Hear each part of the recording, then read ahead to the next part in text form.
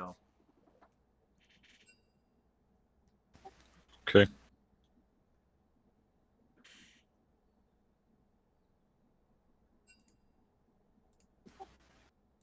Yeah, I can hear myself now. Awesome, awesome. Now you guys get to hear the wonderful, sexy voice of Nersha. Yeah. Look at that, our viewer count just spiked hard. Went from 6 to 13 on my screen at least. As soon as you talked. I just have that effect on people. Oh boy, now I got to go through all this rundown of both teams again. Guess I'll probably just wait until the missing member for 1-800-SEND-HELP gets here because I don't know where they are.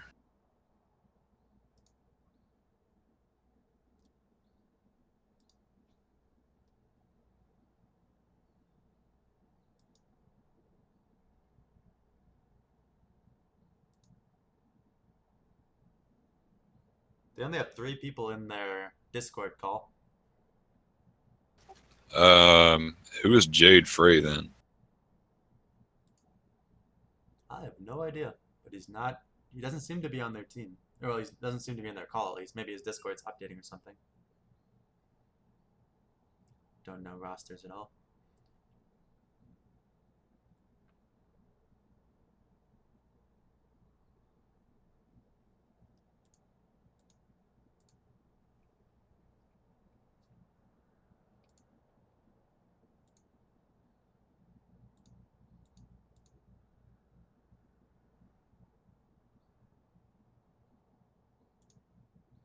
No, Jade Frey is not on either roster. I guess I don't know who invited him. Could possibly be an emergency substitute or a free agent substitute. Alright, pulling up the teams here.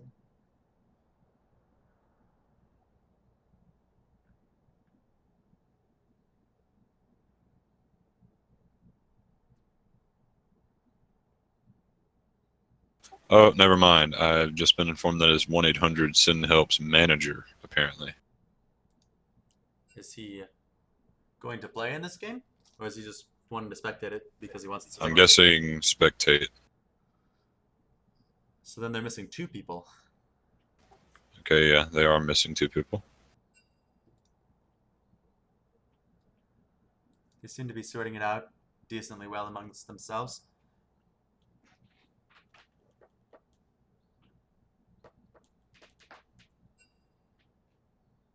So 1-800 are going to be using Drago for their mid lane, I believe. Yet again, can never trust the rosters given to me on the website anymore.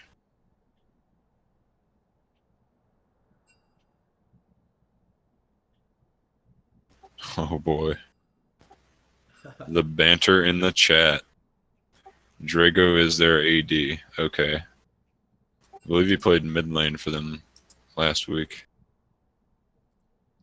Maybe they're shifting people around. It seems like they have issues getting people to show up. So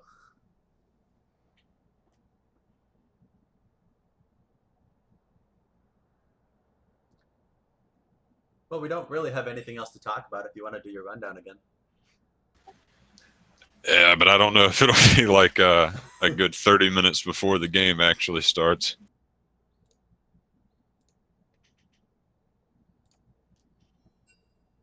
Is there any sort of rules alongside that? I have no idea. Like I really don't know the rules at all, which is a good thing because they don't put this up. I mean, I don't handle any of the rule issues.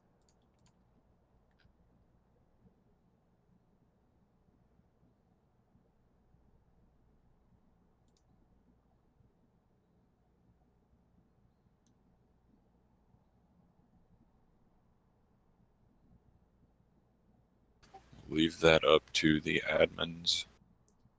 One interesting thing, according to the standings, if they're updated correctly, is that the Taco Esports is currently ranked first, and 1-800 is currently ranked third. with a 2-0 and a 1-1 records respectively. But Yeah, but the thing to keep in mind about Taco's 2-0 is that their first victory came off of a forfeit. this is true. However, their second victory last week was a complete stomp against High Flying Noon. I believe it was a 25-minute long game, 30 kills to 3. But the interesting thing about that is that since Taco only played one game and 1-800 played two, it's a little strange to me that 1-800 would have less total towers destroyed. They must have just shoved down one lane in the game before. Uh, it's entirely possible, and I believe they also got pretty handily defeated in their first match against I believe the other two teams besides Taco that went 2-0 last week, which is Crit Me Senpai. Yeah, Crit Me Senpai is the team. They actually did earn both of their wins. They did not get a win off of a forfeit. I believe they did kind of a bit of a. It took them a little while to beat 1-800, but it was still pretty solid and pretty handily won by them. I believe their second match was a bit of a stomp. So maybe 1-800 Esports were capable of learning quite quickly from that loss, though, because in their second match they had a 24-minute victory against Death Before Dishonor. That may have been the fastest game of the weekend.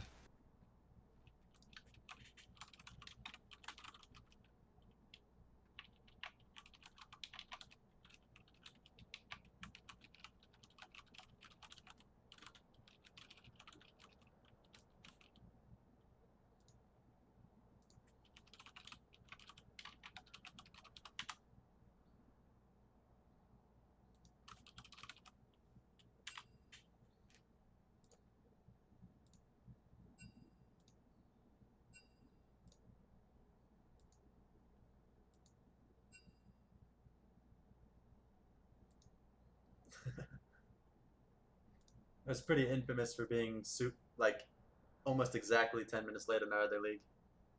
Because you forfeited after 10 minutes if you weren't there, and I had to show up like 9 minutes and 45 seconds in. I have no idea what the rules are here. Yeah, it's I on you don't guys imagine. to tell us the rules.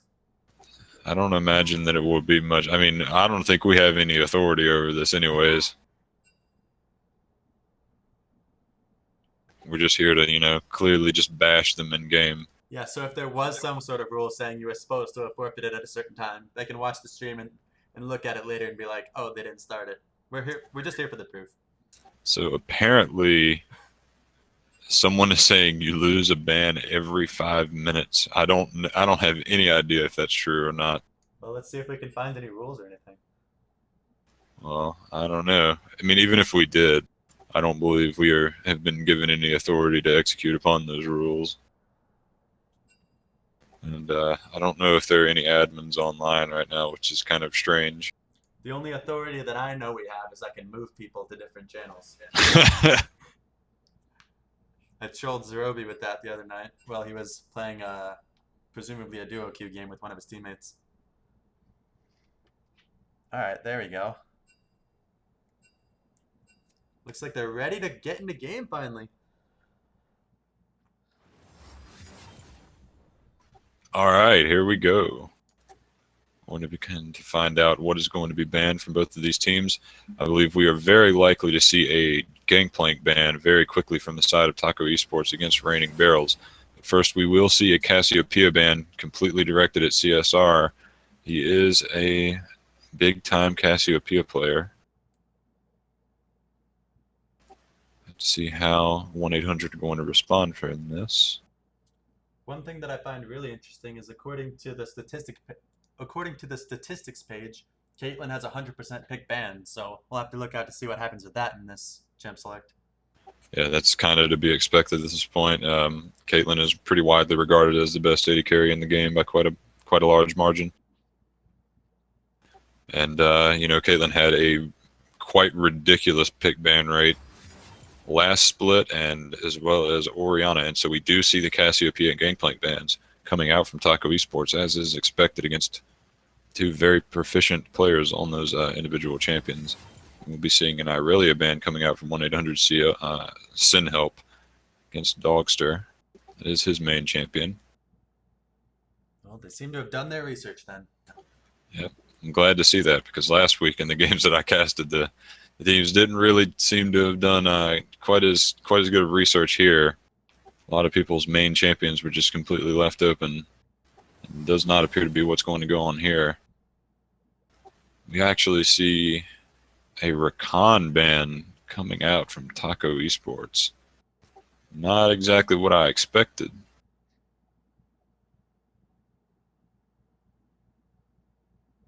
You'd have to see their support might be spamming it in solo queue or something, even if they didn't bring it out. We also see a Lee Sin ban and the Caitlyn first pick as expected. If you leave her open, she is going to be snatched up very, very quickly. And that fits Zerobi's style perfectly. He's a really passive laner most of the time, so that would be exactly what he wants to get his hands on is that Caitlyn. Yes, and another thing that has been left open is Zach. Gotta wonder if he is going to be snatched up here as well. However, I don't remember Corrupted Whimsy playing a whole lot of Zach. I do know that Corrupted Whimsy, interestingly enough, is a bit of a Tom Kench jungle main. You don't really see a whole lot of that, but that is what he plays. So we do see the Renekton pick coming through from Raining Barrels. This will be his first time on a champion outside of Gangplank in the tournament so far. So we do see Corrupted Whimsy going for the Sejuani. This is one of, I believe, about 3 champions that I could note that he plays pretty consistently outside of Tom Kench. Considered quite strong.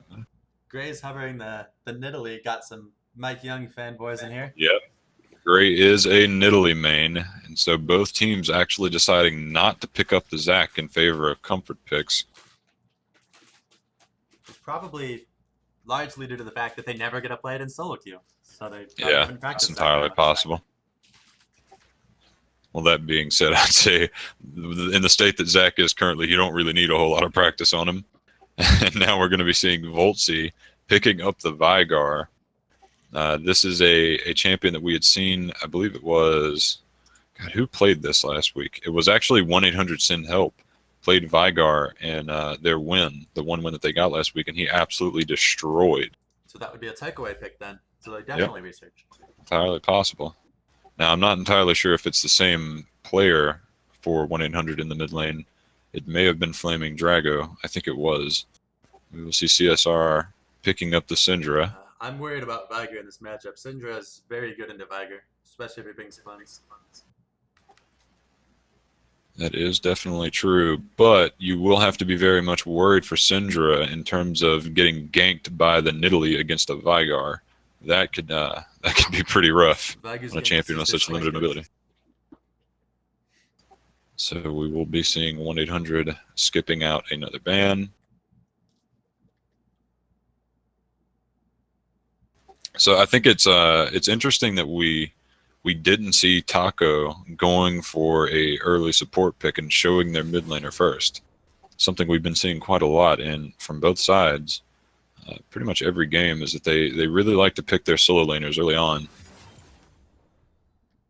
A bit counter to what most people would think would be standard, trying to get counter picks. This is really interesting here because Taco's already picked their AD carry, so they're free to ban out the AD carry pool and pinch that. But both teams still have support available, so 1-800 banning away the support actually minorly benefits both teams. Yeah, and actually, Anger Ranger doesn't really play a lot of Thresh, and I don't believe that he has played Thresh in the tournament so far. Correction, so we do see a girl. Oh, Anger is a girl. I have no idea. So I don't really know that she plays a whole lot of Thresh. And so we see a Lucian and Tristana ban coming through, and it looks like Flaming Drago will end up just picking up the Draven. Now, you gotta wonder what are they going to do to answer the Renekton in the top lane as well from the side of Taco Esports. I still don't like that pick, the Draven, because the Taco already has their AD carry locked in, so there's no reason to rush that. They just gave support priority over to Taco. Absolutely. Now, I would say that right here in this situation, Braum is a much better pick. You definitely need another source of tankiness. I don't believe Shin will be entirely enough against the Syndra Draven composition, and you've already got a very high damage jungler to make up for the lack of damage coming out of the top lane. Looks like they will end up going with the Braum, who also happens to be very, very good with Caitlyn in lane. Now we will finally find out what 1-800 wants for their support. It will be the Leona. So going for a very heavy all-in bottom lane from Yeah. 1-800. I don't know. I don't know how much I like that. Leona into Caitlyn is not very good. Yeah, it's really hard to land the E. I mean, maybe you could ult her, but you'd have to do it from so far away that you may not even really be able to engage on her afterwards. Yeah, so we'll see how well Draven can sustain on his own, and see if Caitlyn and Braum will be able to poke and harass him out of lane or not. I thought maybe they would go for a Morgana pick, seeing as is like the OG counter to Braum. It's really easy to just black shield his stun. It would allow Draven to run through Vigar's wall. You wouldn't have to worry about getting Shin taunted. And if you're on 1-800's composition, you really you're going to have to rely on Draven to carry quite heavily. There is a Syndra, but I mean, you really only have two very large sources of damage coming into the later stages of the game. And having a Morgana to help keep the Draven from being just blown up or stun locked constantly would definitely help. But instead, they opt for more all-in potential out of the support role in Leona. It looks like both mid laners brought barrier. I can't fully see Syndra's summoners. Yeah, I'm not really too sure why that glitch is still in the game. And when you spectate, you can never see the red side team's summoner spells all the way. I would say that if Syndra brought barrier, that is, in my opinion, a mistake. When you play against Vigar, you want to run cleanse. No, I don't think that's the right color for cleanse. Yeah, bluish. I believe so. And it's like barrier might help you regardless of if you get stunned at level 6, but it certainly won't once you're at level 18 and Vigar has a couple items. If you can't get out of the stun and he casts his ult on you, you're going to die. Actually, looking at that closer, it's the same thing as what Leona has, so it's probably exhaust on Syndra. Well, even then, there's a good possibility that you'll be stunned before you can exhaust him, or he simply won't be in range for you to exhaust him before you get blown up. And essentially, you're already going to be planning on being very far away from your targets anyways. Yeah, and there's not really any divers. There's no like Zinzao, Nocturne type things It's going on there. pretty much only Nidalee. You're only taking exhaust on the one kind of assassin that is Nidalee. Huh. Interesting decisions coming out there. And I'd also say that I don't really understand why Voltzi is choosing to go barrier when you're going against Syndra and Sejuani and Leona. All three of these champions, even Renekton. Cleanse is very powerful against these champions. I mean, they really only have one way of engaging on you, but they're all, excluding Renekton, of course, very long range. And if you do get stunned up, that barrier is probably not going to save you against Syndra and Draven. Yeah, I agree. I think Cleanse would have been a better summoner choice for Viger. I guess he's just worried that he'll slightly misposition and get blown up by Syndra and wants the barrier to take the all-ins harder. Now, if Leona is running exhaust, I would really have to question that as well, because you're playing in a lane that really needs to get ahead. You need to be doing work. You can't. I mean, I just feel like running ignite would help you along the lines of snowballing the bottom lane and killing Caitlyn. Yeah, especially since Braum is very good at denying the kill pressure, so you need extra kill pressure. Yeah, and I mean, if you're capable of getting on the Caitlyn with Leona and Draven, you're not going to need exhaust to finish that 2v2. It should be pretty much over at that point, and you just need ignite to make sure that she can't flash away, or at least to limit her ability to flash heal and live. I would definitely agree with that sentence. And it looks like we're just about to get into game. All right. Didn't take quite as long as I thought it would. Hopefully we don't experience any pauses, but that's a bit of wishful thinking. So now we're going to talk about scaling. Which team has the better scaling, do you think? Oh, definitely Taco Esports. You've got Vigar, you've got Shin. Nidalee is a hard farming monster. And Caitlyn, I mean, Caitlyn and Draven, I'd say Draven does a little bit more damage, but he's a lot less safe. And he doesn't really have effective peel on his team, while Caitlyn is a very safe AD carry. Doesn't really deal necessarily as much damage when left uncontested, but also has Braum, has Vigar's Wall, and obviously, in terms of scaling, Vigar scales infinitely. So I would definitely give the scaling advantage to Taco Esports.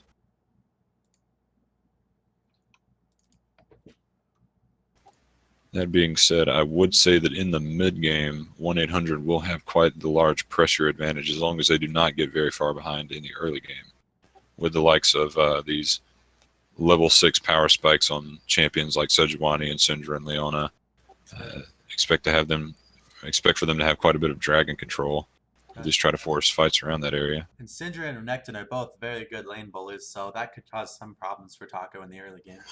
Absolutely, and we could be seeing Dogster actually getting camped because Sejuani and Renekton is absolutely brutal, and I don't believe Shin will be having a very good time if he does not ward properly in the top lane. Tower dives with 2 tanks.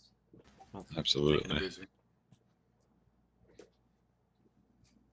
To see though, I'm not entirely sure how Gray is going to play on the Nidalee.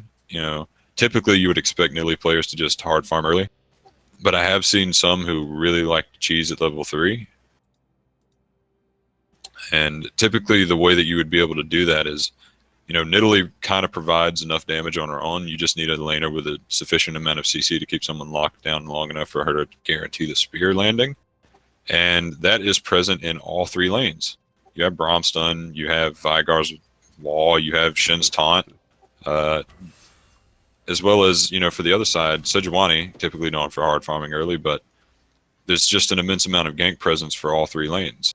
All 3 lanes for both teams have quite a lot of gank potential. So we'll have to see who has better vision to prevent those ganks from succeeding. Appears as though both junglers will be starting on the bottom side of the map. And I want to see if Taco Esports actually do the super leash that we've been seeing recently in the LCS. I believe that came around with the emergence of Mike Young playing. I believe he was one of the first people to start picking up Nidalee again this season. And people kind of thought that what they did with these weird leashes was really troll and kind of stupid, but now everyone does it. Yeah, well, a lot of the main reason of the super leash is so you get a faster clear regardless, and it doesn't delay your bot lane as much if they're going would have had to leash Raptors instead. But a lot of the point is that the blue team is allowed to invade the red team's blue buff. So by starting on the blue buff from Sejuani, that's going to negate a lot of the benefit that Gray is going to get out of that super leash. Yep. So I don't believe we will be seeing it come through here. So it does look like Taco Esports or Angel Ranger will be helping to leash with the Raptors, which is a bit unusual.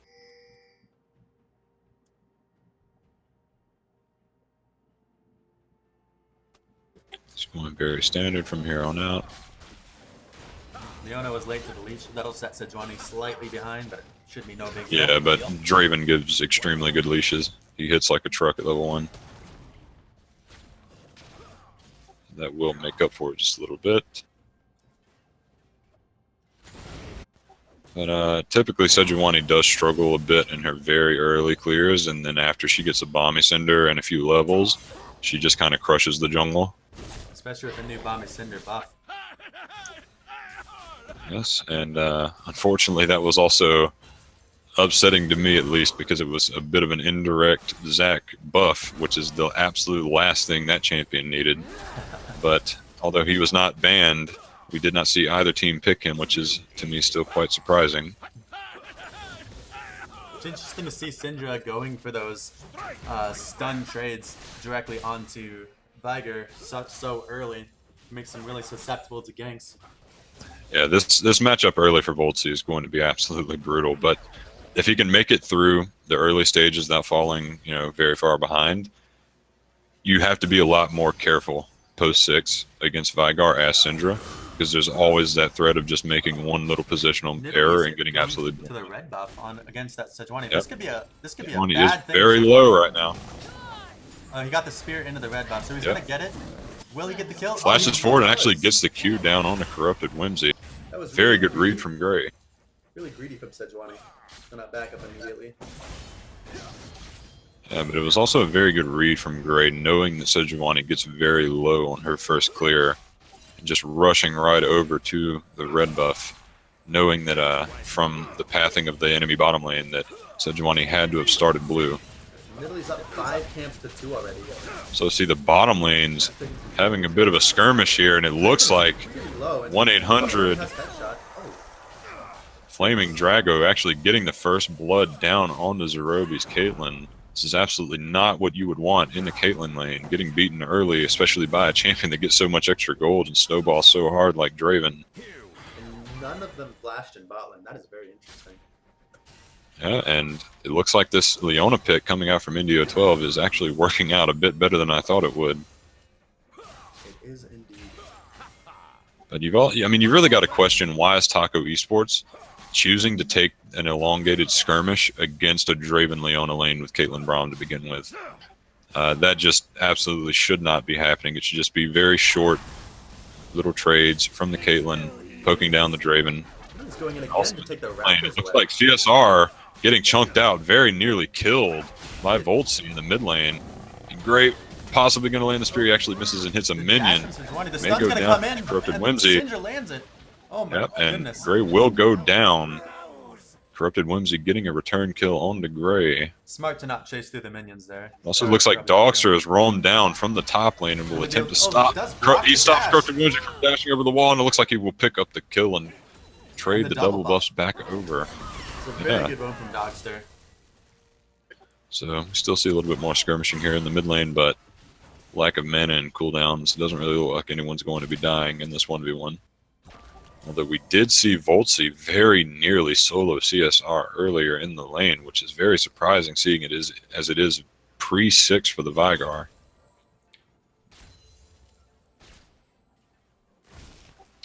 Also, I'd like to note, when you're giving over a double buff to a top laner that is going against Renekton, I mean, that is about as bad as it can get for you. Perfect timing. I mean, this is going... Absolutely, and we can see now, even with Renekton having gotten an earlier back and having an item advantage, this double buff, especially the red buff coming out from Dogster, is just too much. That's going to make the Renekton bully a lot less noticeable. See Gray actually invading on a Corrupted Whimsy yet again. He lands a spear and he's trying to kill him. He's already interrupted the dash, and it looks like Corrupted Whimsy will be going down yet again to the invade from Gray. Very nice awareness by Gray this game. Looks like the bottom lanes just will not give it a rest in this fighting. Though it looks like, although Zerobi has been killed, he is still putting on the pressure and shoving in the bottom lane and accruing a bit of a CS lead, which will probably be even out a little bit more once Flaming Drago does pick up this loose CS that's still up. And the Caitlyn did opt to go for a Cole this game, so it's probably not enough. They're not probably going to take another one of those all-ins like they did previously. Yeah, you absolutely shouldn't be doing that to begin with, and certainly not after knowing now that you're going to lose it. Nidalee's looking for a gank in mid lane. She's behind him. The stun lands from Vigar. Oh, nice CSR does have to flash away, but it doesn't have to dodge a spear and ends up just sidestepping it anyways. Uses the exhaust to stop the Nidalee from diving, and ults, but Shin ult actually saves Gray from the Syndra ult. He will just barely miss the taunt, but will that be enough to save? The tower shot actually takes Gray down. It looks like Corrupted Whimsy will get away. That was a bit of an overextension from Gray. Shen didn't realize that Gray was planning on tower dabbing, and he backed up right before getting into tower range. That kind of is a sour ending for Taco Esports on what otherwise would have been a very clean gank on the mid lane. You got to be very happy about that if you are 1-800 and make the best out of a really, really bad situation. But I do like to see that the Taco was communicating and Shen had prepped for that ult ahead of time because they planned the gank. Absolutely. You do like to see amateur teams going for more proactive plays rather than just kind of sitting around and waiting for things to come to them.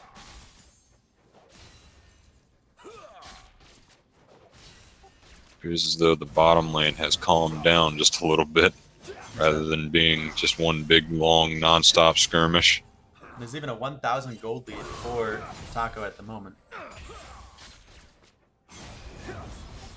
Appears as though most of that is channeled onto their jungler, Gray, who has an 800 gold lead over Corrupted Whimsy Sejuani right now. And he's also invading the blue buff again. He doesn't get the steal, but he might end up killing Corrupted Whimsy for a third time, and it looks like he actually will. Just devastating invades coming out from Gray on the Corrupted Whimsy Sejuani. There's just absolutely nothing that they can do. Dogster got flashed on by Renekton, and he's going to be taken down too. Meanwhile, Taco lands a stun onto Syndra. Yeah, we saw CSR tried to come over and return a kill onto Gray, but didn't end up being able to do it as Gray just jumped right over the wall and ran away. It was still a very nice solo kill from Raining Barrels onto Dogster. Certainly going against adversity, seeing as Dogster was given an early kill and double buff from Corrupted Whimsy earlier in the mid lane. And it looks like bottom lane is going to be fighting yet again. It's a very, very long skirmish bottom lane here. Looks like he's going to barely make it out, but there's no way this game is going to make it out. Very well played turnaround from the side of 1-800's bottom lane. Flaming Drago is getting extremely fed. He has the most gold in the game at 4,100. 3 kills, most farm. Certainly not what you would want if you're on Taco Esports. That has got to be the worst champion in the game to be giving 3 kills at the very start against. When Syndra's might be able to solo out Taco, the barrier's going to barely save we'll him. force out the barrier, and Corrupted Whimsy spots out Gray invading onto his red side jungle yet again. And smart on him, getting the pink ward down and getting some nice vision in the top side jungle to help stifle some of the invade power coming from the middle. It's entirely... Oh my goodness. Bolsey actually gets caught by CSR stun, disrespecting the range from Syndra. Going down to it. Gray is going to jump in, kind of suicide here. Kind of a little bit disrespecting the placement of Renekton, but actually the Shin ult to come in, and they end up blowing up Corrupted Whimsy just before Gray goes down. Yeah, but now Renekton has the double buff, and all of his skills are coming back up, and the dash isn't up for another 6 seconds. This is probably going to be a kill on Dogster. The red buff will help him to chase down Dogster. Maybe he can get the taunt over the wall, and it doesn't look like he will get in range in time. He will go down to Raining Barrels yet again. This is exactly what they needed on the red side. They need the early to mid-game snowball to win this game. So they've got all 3 lanes a little bit ahead at this point. So, this, obviously, like you said, this is something that they very much need against a team composition that does outscale them a bit in the later stages of the game. Also see Voltsy getting chunked out very hard yet again, right as he comes back into lane by the Syndra. Nice word from Voltsy. He's going to spot the Syndra roaming down to bot lane, though, so they'll know to back up. Do see Gray coming down to the bot lane as well. Maybe trying to help salvage this this very, very poor laning phase right now from his bottom lane, giving up 3 early kills to the Draven. Nice damage from Gray onto CSR, though. Almost landing another spear. Probably would not have killed CSR, but would have very nearly done the job.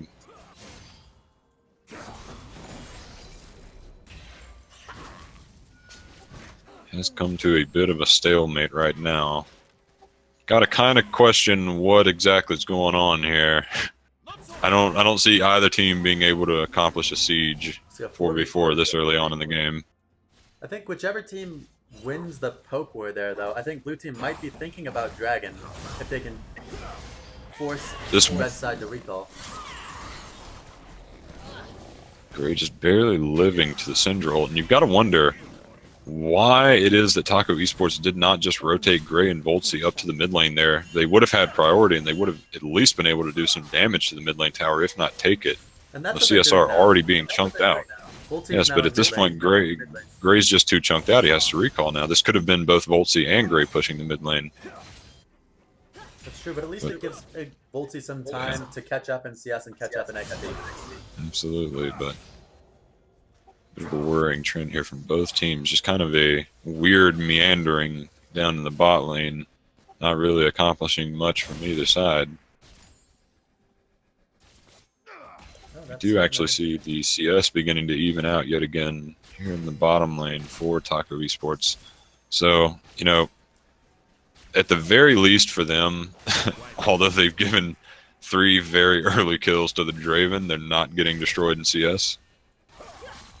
All the while they are, or at least Zerobi is still down 1,200 gold at 13 minutes in a lane that, or at least with the champion that absolutely does need to win laning phase. They're going to fight yet again. I'm not really too sure what's going on, but it looks like Flaming Drago actually gets into tower range. Very nice play coming out of Anger there to chain CC him under tower. There's a trap set behind Indio as well. They will get a double kill. You just... Why, Flaming Drago? Why? That's going to swing the gold back into Taco's favor. Corrupted Whimsy will come into the mid lane and ult Voltsy, but the barrier and the Shin ult will probably be able to keep him alive. Barely save him. Now, Gray responding with a counter gank, but on Italy now, though. Dogs are actually hitting the taunt on a Corrupted Whimsy, and there is a pause. Apparently, Leona was lagging in the middle of that fight. Well, I don't really think. I don't think that's what lost the fight. I think Flaming Drago getting stunned under the turret is what did it. This is true. They do have all 4 sums up though, so maybe if they both were lagging, there could have been some issue where Draven accidentally walked under tower when he didn't mean to or something.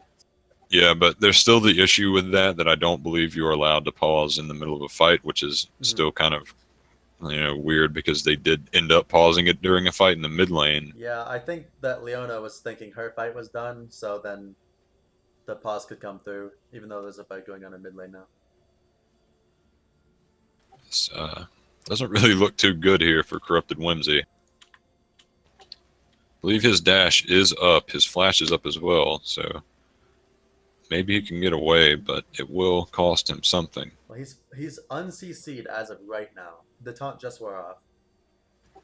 So he'll probably make it out, but he more than likely will have to burn flash to do so. I just noticed a spectator bug. At least when you click on someone and you look at their skills at the bottom left during a pause, their cooldown still, they just keep going.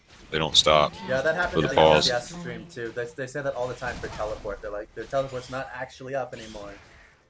But even though it displays it as. Okay, and so we actually do see the bottom lane for Taco Esports getting the first tower, despite giving up those 3 early kills. Didn't Renekton get first tower? Oh, well. First tower in relation to bottom lane, excuse me. Ooh, another stun's going to land, and that's going to be the kill onto Voltsy. Nice play by CSR. Voltsy just consistently disrespecting the range control from CSR's Syndra. This will be the 2nd time that he's getting solo killed.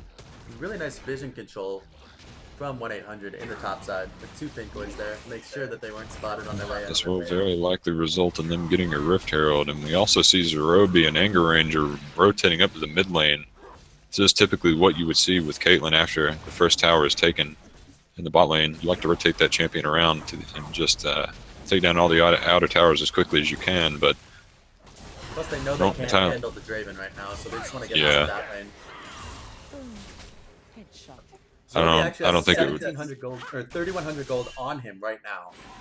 Yeah, he went from being 1,200 gold down to being 200 gold down to Draven. But if they get in a fight right now, there's no way they're going to win it with the low amount of damage that Zerobi's going to deal out without buying. I don't believe Sejuani's ultimate is actually up. I believe that is just simply a result of the spectator bugging. Okay. Alright, Vigar still managing to do a lot of damage. Nice flash from Jago to redirect the ult. Oh boy. That was a very good play. I believe he still would have been in auto attack range. But that just, it looks a bit cleaner. Yeah. It looks cleaner.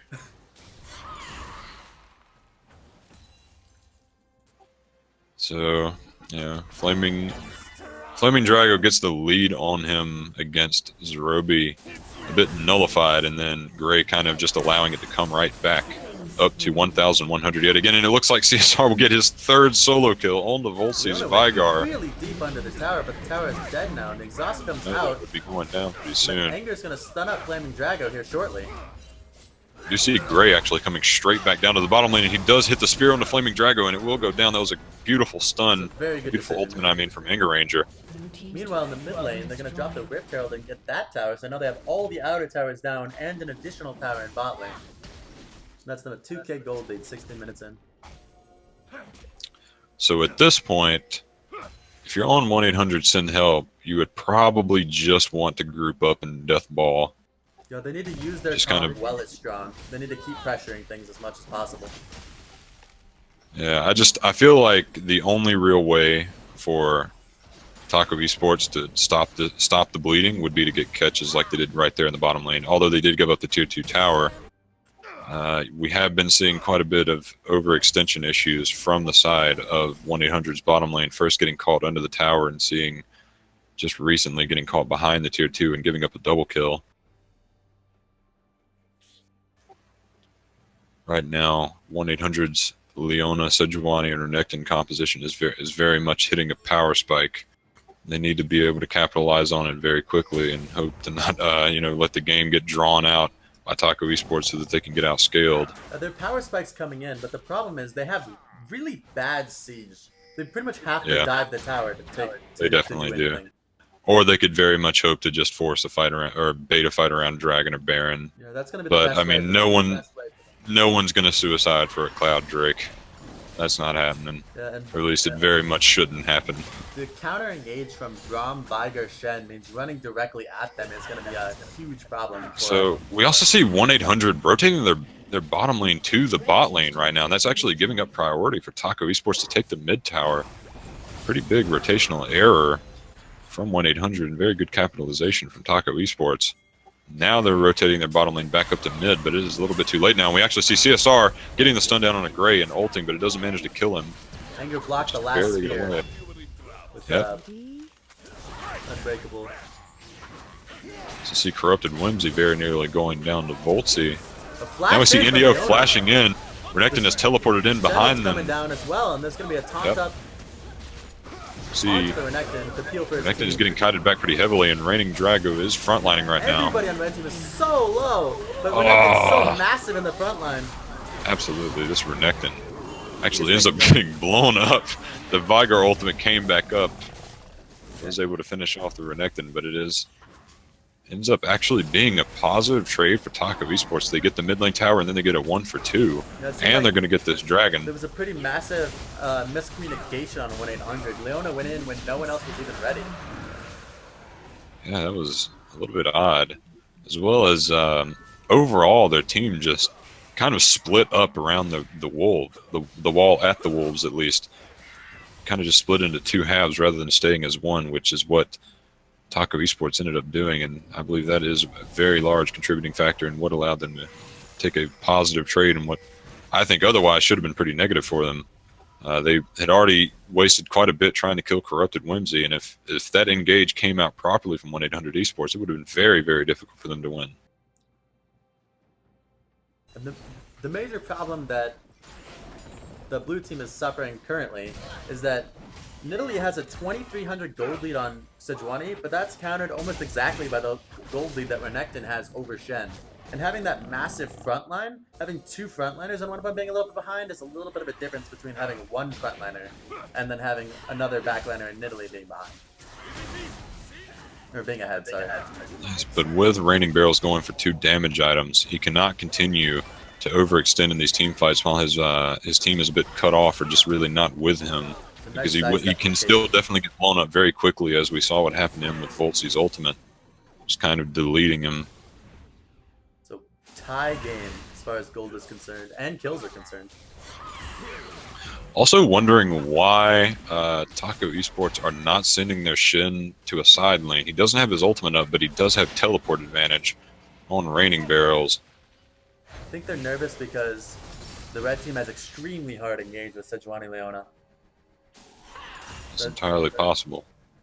So I would definitely see no reason not to send him to a side lane the moment that his ultimate comes up on Shin, though.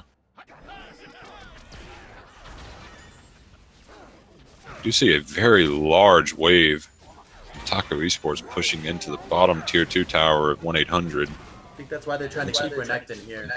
CSR will be going to clear it, and this would be about the best time for Taco to make a siege or make an engage under this tower. Looks like they're just gonna.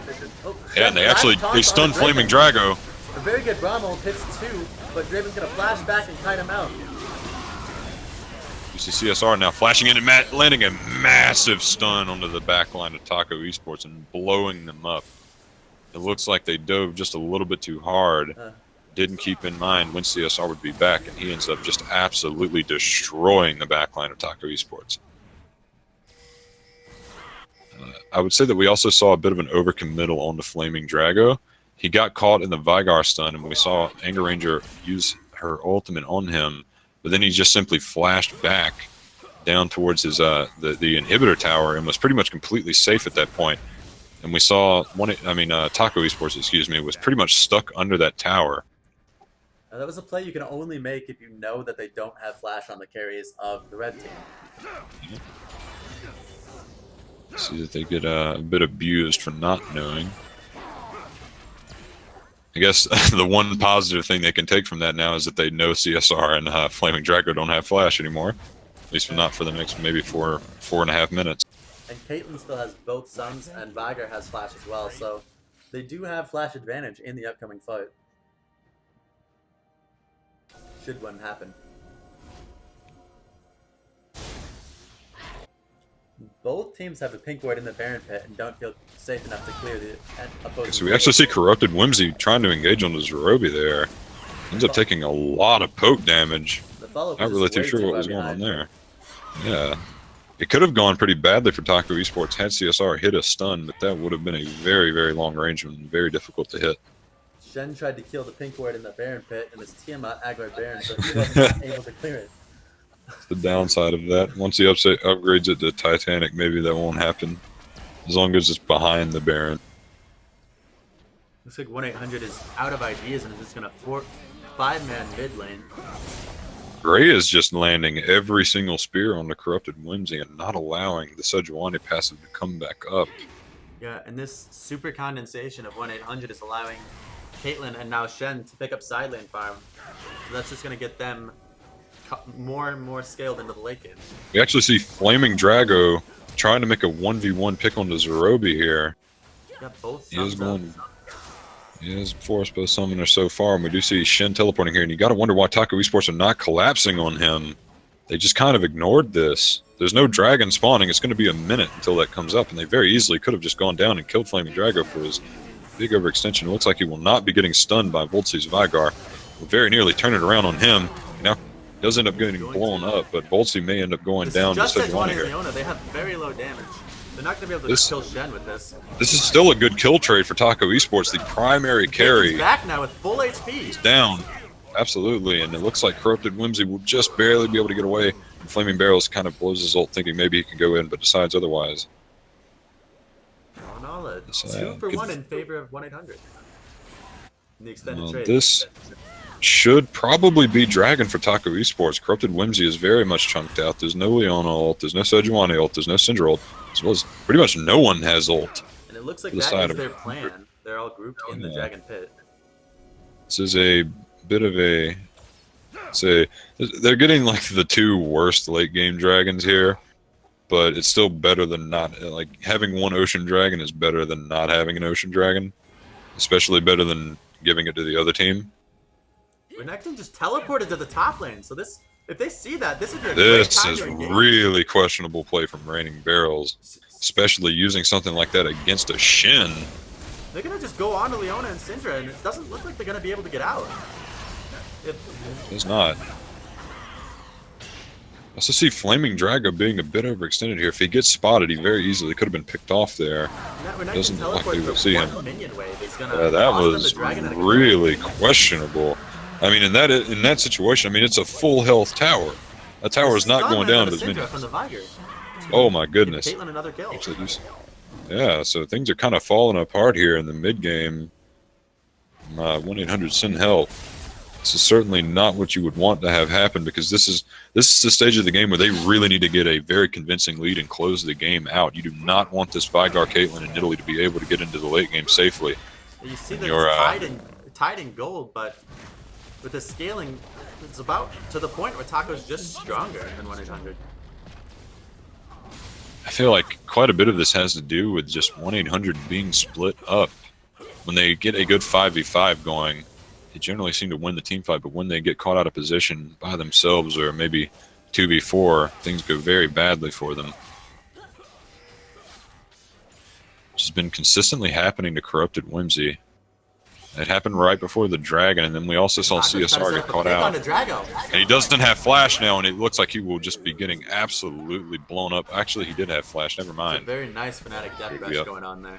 I don't believe he ever actually managed to get out of the stun before he got blown up. I wonder if that was on accident or intentional. Maybe they're trying to start it, but it looks like Zerobi will be getting caught out by NDO's Leona. You see a very large stun coming out from Ranger's ult. Nidalee at about 1 HP too, so they have no damage except for Viger in this entire fight for the blue team. This is catastrophic. Yeah, this is really poor positioning from Zerobi here. Not really too sure what he is doing on the other side of the Baron wall. Also have to question why Taco Esports would start the Baron without their AD carry being in the pit. It was very poor communication and positioning in that fight.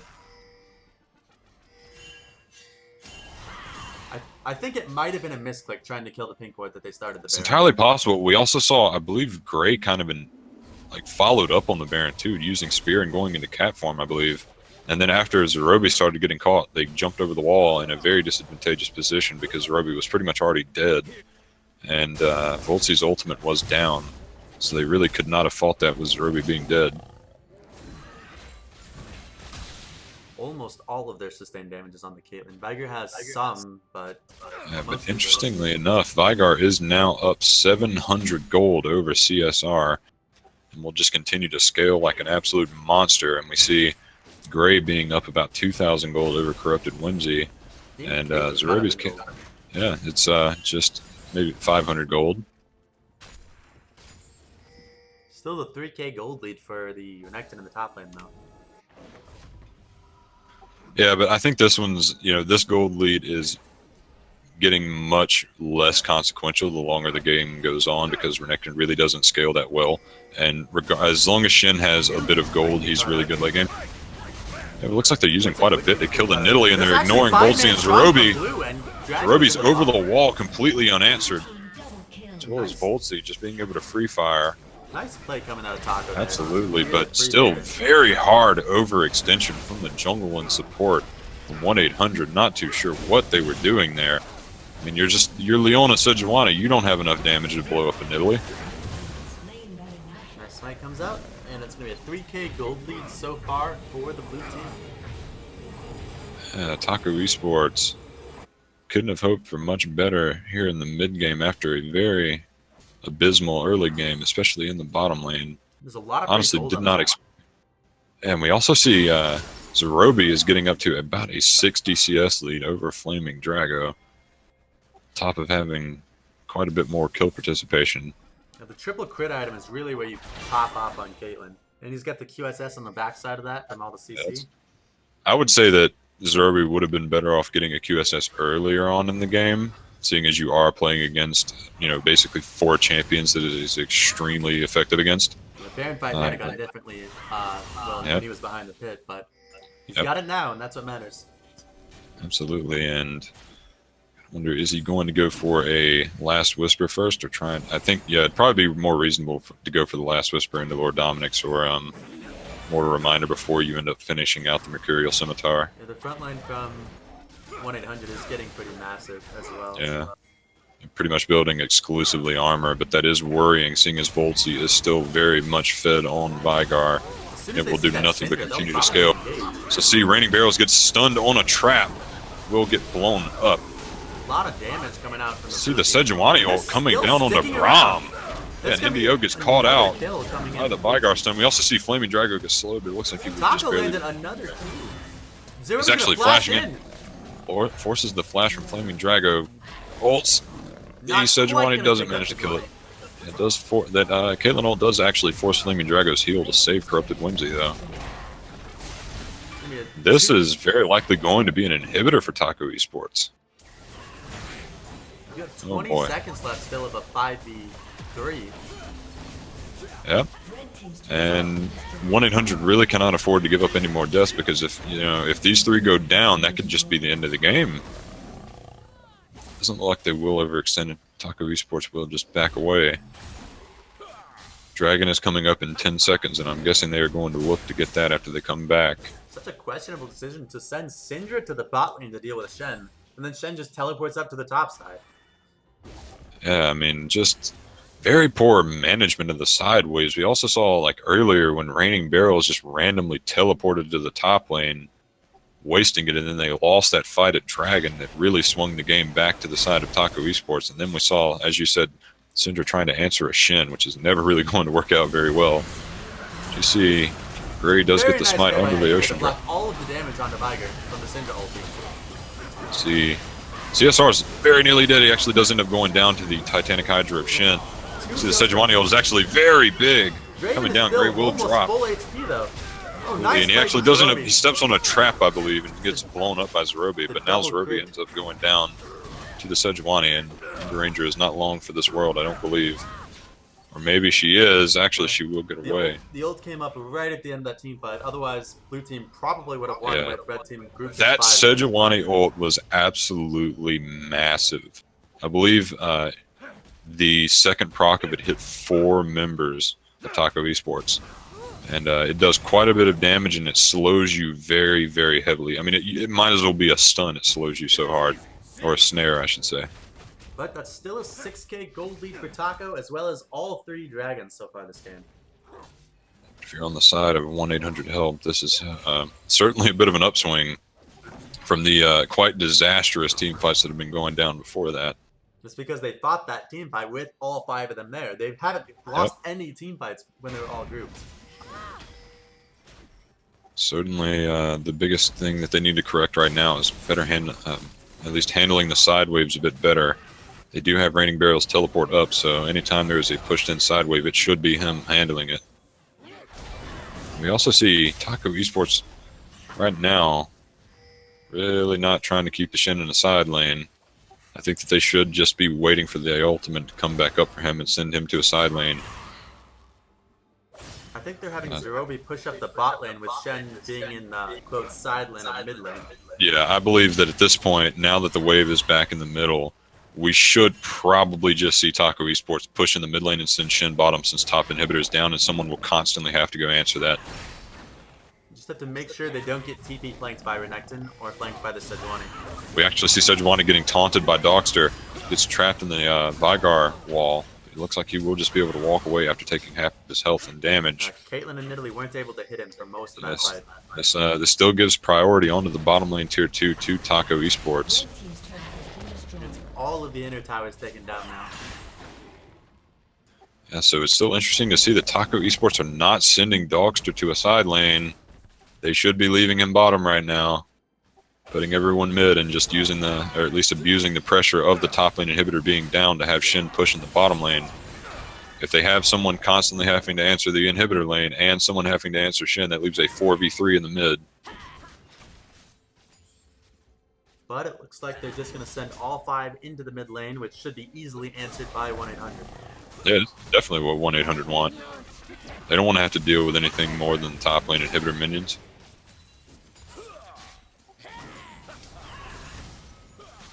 Syndra did get chunked down to half HP though. Yeah, that's kind of been a reoccurring thing for them, is that people just getting heavily poked down by Nidalee Spears and Caitlyn Q's, autos, and traps. Now 1-800 has way more engage in the team fight potential, but there's such long range coming out of Taco that it's really hard to prevent yourself from dying before you can engage. I also like to note, man, the Gray Spears have been incredible so far this game in these siege situations. Yes, entire game. You see another Sejuani ult going down on the Angel Ranger. A four-man taunt! Oh my goodness. Syndra and Renekton are going to barely limp away though. You see Gray actually took tower aggro and will go down.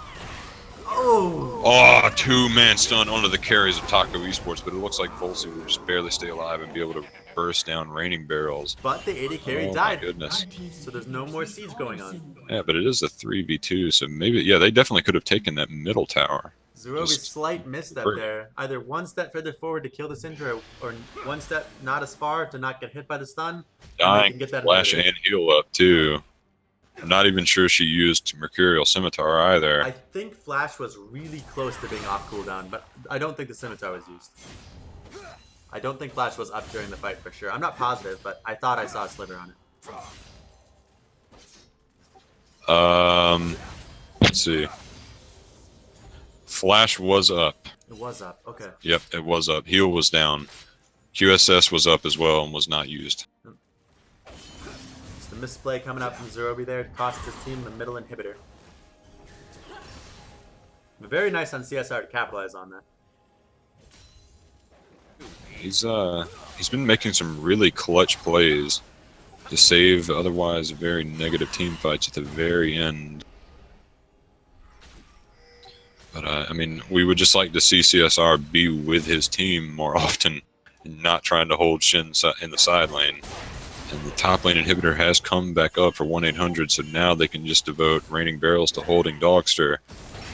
Now they have Shen in the side lane, but he's pushing Oh all the way boy, up to the Dogster! inhibitor, What with is no going on pressure in here? Any other lanes. This very likely end up be them giving up They're Baron gonna for the rush kill. Baron.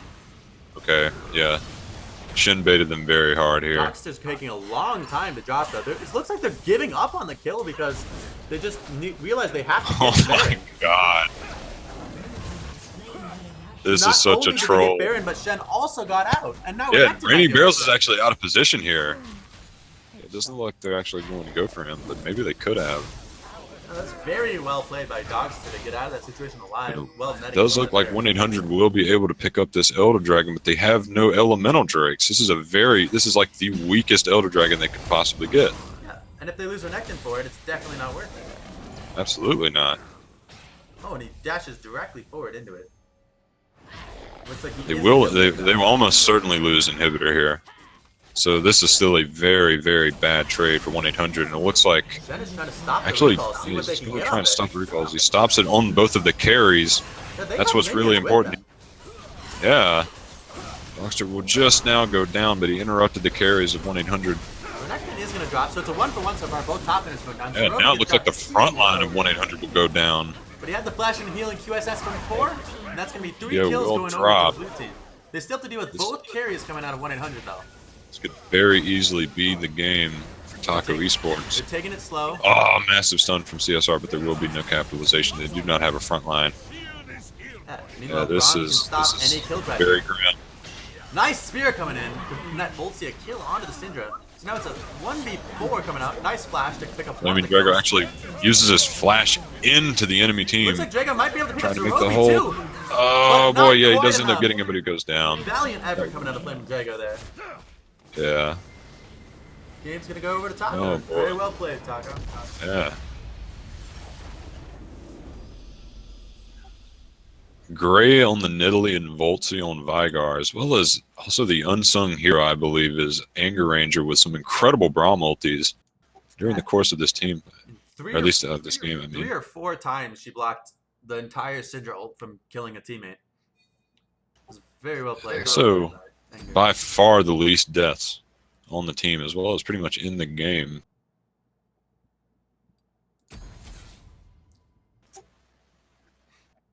A very, very scrappy game from these teams, but ultimately it looks like Taco Esports is doing a little bit too much for 1-800 Send Help to handle. Yeah, like we said at the beginning of the game, the scaling coming out of Taco means they're gonna win the late game fights. And in the future, you would hope that 1-800 pick up on these mistakes of handling the sideways, because I really think that is what lost in the game. Handling the Shin split push so poorly. They ended up taking very negative fights because of it. They ended up throwing their very big lead that they had at one point, as well as a bit of overextension from their bottom lane. Despite them having a very big lead, they kind of threw it away. And that, I believe, we will be waiting until we can get into our second match of the day, which that will be between High Noon Esports and Pigs Might Fry. So I guess until we get more information on that, we will be going into an intermission.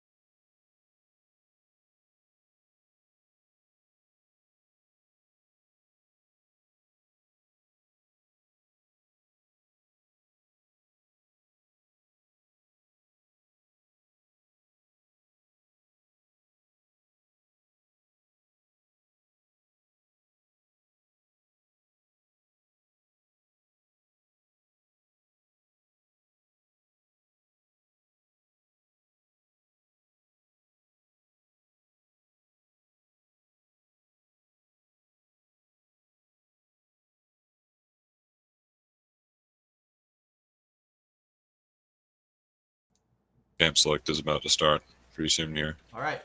So we're getting into game number 2 between HNE and PMF. That's High Noon Esports and Pigs May. I think it's Pigs May Fry. God, dude, these names, I got to get used to this now. Oh, it's Pigs Might Fry. Okay. So many of the names just completely changed from last split. There are a couple that are the same, but for the most part, they're completely different. Yeah, I've never heard of any of these. All right, they're saying we're biased in the chat, so I'm not gonna look up anything about this game, so I don't know which team is ranked higher. We're biased.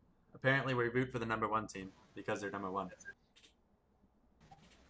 Okay, whatever. People are entitled to their opinions. I'm just saying, I was rooting against Zerobi. I don't know anyone on any of these teams. I have no stake in any of this.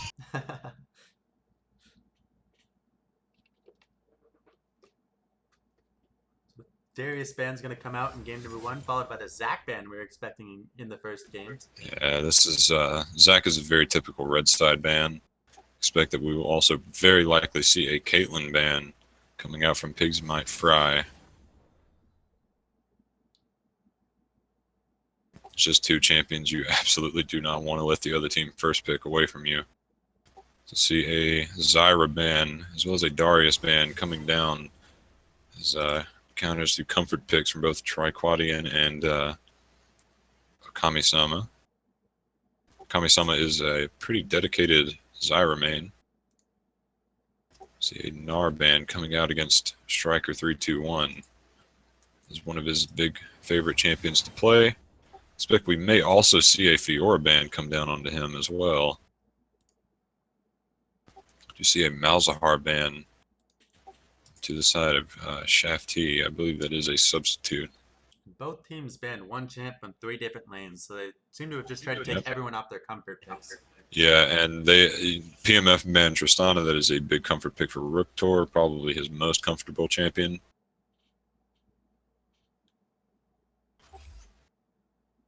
You see they first pick Rumble for the side of Striker. Picking that away. That's actually a pick away against Triquadian. That is his, I'd say probably his most comfortable champion right now. It is by far his most played champion in ranked. So they are picking that away. Now, it looks like PMF are going to go for the Elise. Very high priority jungler, especially now that Zach is banned out. It's also Scramble's most comfortable jungler. Currently, rather than just trying to take away comfort picks, they're just getting their own. That is kind of an interesting strategy, though, from the side of High Noon Esports.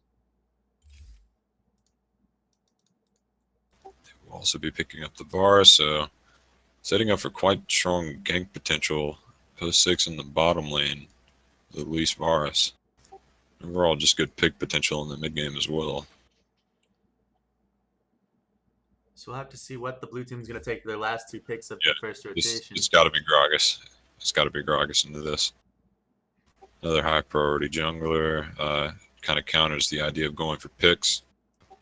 So that is double AP, though, with the jungler on the top lane. We totally forgot to touch on this yet again, but Caitlyn was left open and actually made it to the 3rd phase of the draft. And High Noon Esports will get it for free. Maintaining the 100% pick ban rate of Caitlyn. Yep.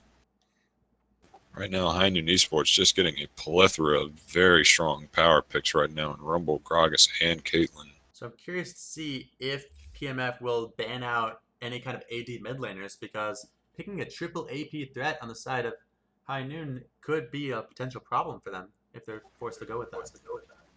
Yeah, but I think that right now we're probably going to see an anti-ban come out from PMF. I'd say Gazray's champion pool is a bit limited, and Annie is probably the most comfortable champion, but we're actually going to see a Kled ban come out. I think that is just why the top laner is already picked. Yeah, that makes almost no sense. I mean, it doesn't make any sense. There's no logical reason to ban Kled here. Maybe the mid laner was spamming it, and they thought he was playing mid or something. No, he's not. He doesn't. I've checked on this, and no, there's just no reason to ban Kled here. I do, however, see a Morgana ban coming out for the side of HNE Esports. And it looks like they missed their last ban. I'm not sure if they had to give it up or what happened there, but Yeah, I'm not entirely sure. It could have been half. They maybe have to give it up because they do have, I believe, 2 substitutes, and it's entirely possible one of them is an emergency sub, but I don't really know. Maybe they just didn't want to ban. yeah, they're entitled to if they want to. Probably see another mid, or at least a mid lane ban come out from HNE Esports. So yeah, it will be the Orianna. Probably the most prioritized mid laner in the game right now.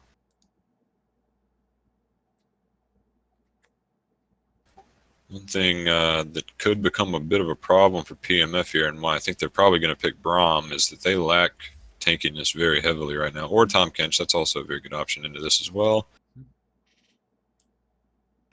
So that at least helps to solve that problem, and they will be letting their mid laner get the last pick. This is interesting though because Tom Kench is usually picked against like pick comps, and Rumble Caitlyn is not really like the formations of a pick comp. It's a very long range engage from HNE Esports as well as being very strong AoE. There's that so, we talked about, but oh boy, yeah. So okay. So we'll have to get confirmation on what happened there. I'm gonna guess he just forgot to hit lock in. I don't know. I think actually someone just dodged out. But 2 people dodged, so they must have done it on purpose. Yeah. That or they just completely DC'd or something. I don't really know what's going on. The lost ban has to be one of the first 3. They're complaining about the bans going improperly. Okay. That would make sense. That's what they did in the previous game. Yeah, I thought that was kind of cheesy, doing the ban after the first 3. That's weird though. Like that you wait until most of the way through the banning phase, pick ban phase, so that you know who everyone's gonna play.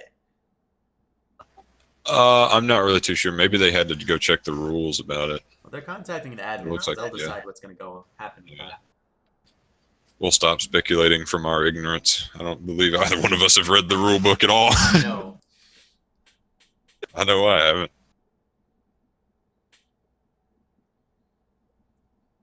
I'm not sure. I keep hearing myself in my headphones, so I'm gonna try disabling that, and I might accidentally disable my mic, so I'm gonna talk for myself in my headphones. So I'm gonna try disabling that, and I might accidentally disable my mic, so I'm gonna talk for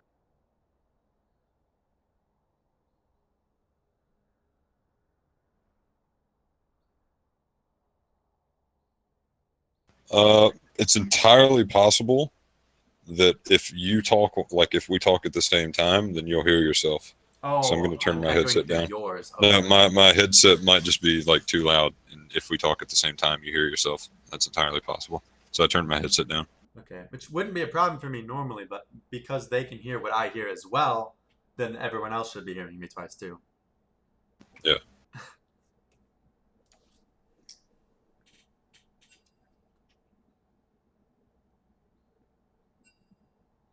The admin was mistaken. Does that mean they're going to have to go through the same exact pick ban as last time? I don't know. That's what I would assume would happen with that. I don't remember who I'm saying the admin was mistaken. Did that mean that the admin is who called for the pick ban to be stopped? Yeah, that's weird. I think they should have communicated. Yeah, that's probably like if that's the case, that would explain why it took so long for them to cancel out of the champ select, because it was the admin who told them that it should be the other way. Mm-hmm. That would make sense. I feel like they should be telling each other whether they're doing same picks or bans or not, though. I don't know how they all know. I don't know. Okay, there we go. They banned Kled. I mean... Yeah, that was a completely, just a complete waste of a ban, dude. They That was basically such a lost both waste. bans to begin with. Yeah, I mean, like, even if Gragas or Rumble could both like be top or jungle, technically, they picked both of them, so you know one of them's going top lane. You Technically, you know it. could send Gragas mid lane. Oh my god, dude, that's such a mind game. But then I don't know why you'd be That- jungling Rumble with that. Yeah, So there's no reason. There's no reason to ban Kled there. Maybe they heard us. Maybe they won't ban Kled now. oh, now they have a disagreement. Rakan's not here, I don't think. I thought he was away last I checked. Yeah.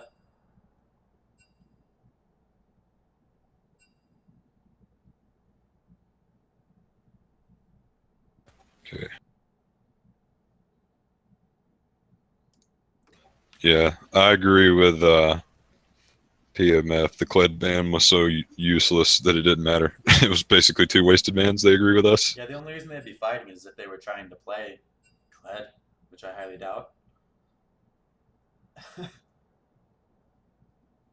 They might have been trying to ban something like Cassidon.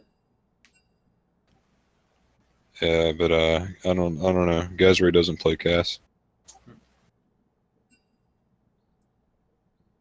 Well, it That would looks have been a like they're little all bit ready to strange. go now, though, so at least we got that going for us.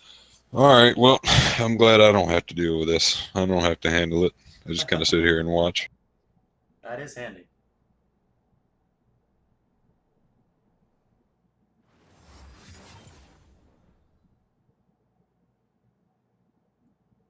So I guess we will find out shortly whether or not they're doing the same pick and ban. I think they said they were going to do the same pick and ban. Yeah, doing the same pick and ban is, I'd say it's actually pretty bad for PMF because it really looked like they were getting the bad end of the draft. Yeah, They especially with gave the over Annie. Rumble, Gragas, and Caitlyn. Yeah, and then Gazray's most comfortable champion in Annie. I also didn't like the Tom Kench pick. It's not good against AoE compositions, and you're going against Annie, who, I mean, Annie a lot of the time will blow up like one target, but certainly isn't limited to one target during a team fight. Yeah, Rumble, great AoE. Gragas, great AoE. Caitlyn, super long range, builds a static shiv. and if you're standing close enough to Annie or close enough to your ally when Annie's comboing them that you could eat them, you're gonna get stunned too. Yeah, So Annie's combo is that pretty or I quick. mean, you'd probably have to just like, by the time you would run up to save them, Annie's probably going to blow them up. Yeah, her abilities are very fast casting time. So yeah, it does appear as though they are doing the exact same pick and bans.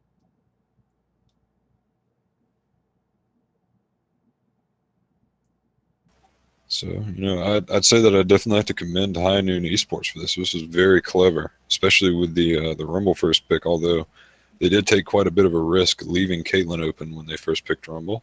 They didn't lock in? Oh, they picked Graves. What the heck? What in the world is Yeah, going I on think here? I think it wasn't letting him choose a champion. He didn't hover a champ to like 0.5 Oh seconds. my 6 god. seconds.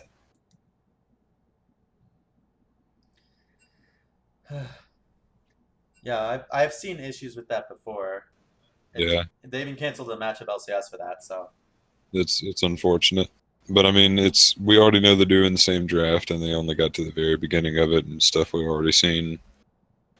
What's kind of at least not one side had all the champions picked, and then the other side like didn't. That would be a bit of an advantage to the other, like the team that didn't have all their champions chosen. But both teams had one champion that was not selected.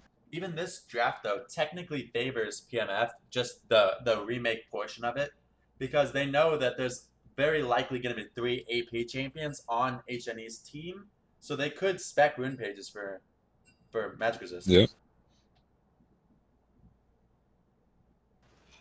Now, I believe they were waiting the last pick their mid laner. Is that correct? Yes, I They believe saved so. the mid laner for last. Maybe they go Galio. Very well could against that comp.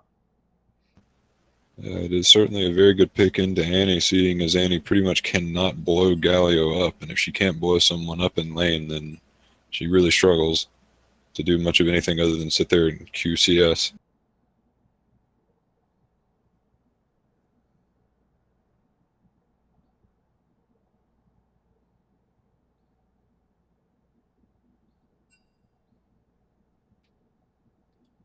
Yeah, I was gonna say that too, that it was okay because at least I had you to talk to, Yeah, dude. But I think he was talking to the viewers too. I'm pretty good at rambling, much to the dismay of everyone else having to listen to me. I appreciate it. I'm glad someone does. And hopefully that was the last interruption we'll have, and we'll actually Yeah, get to see what the last picks are. yeah. Hopefully we can make it through this next game without a pause. We haven't been able to yet, but Very unlikely.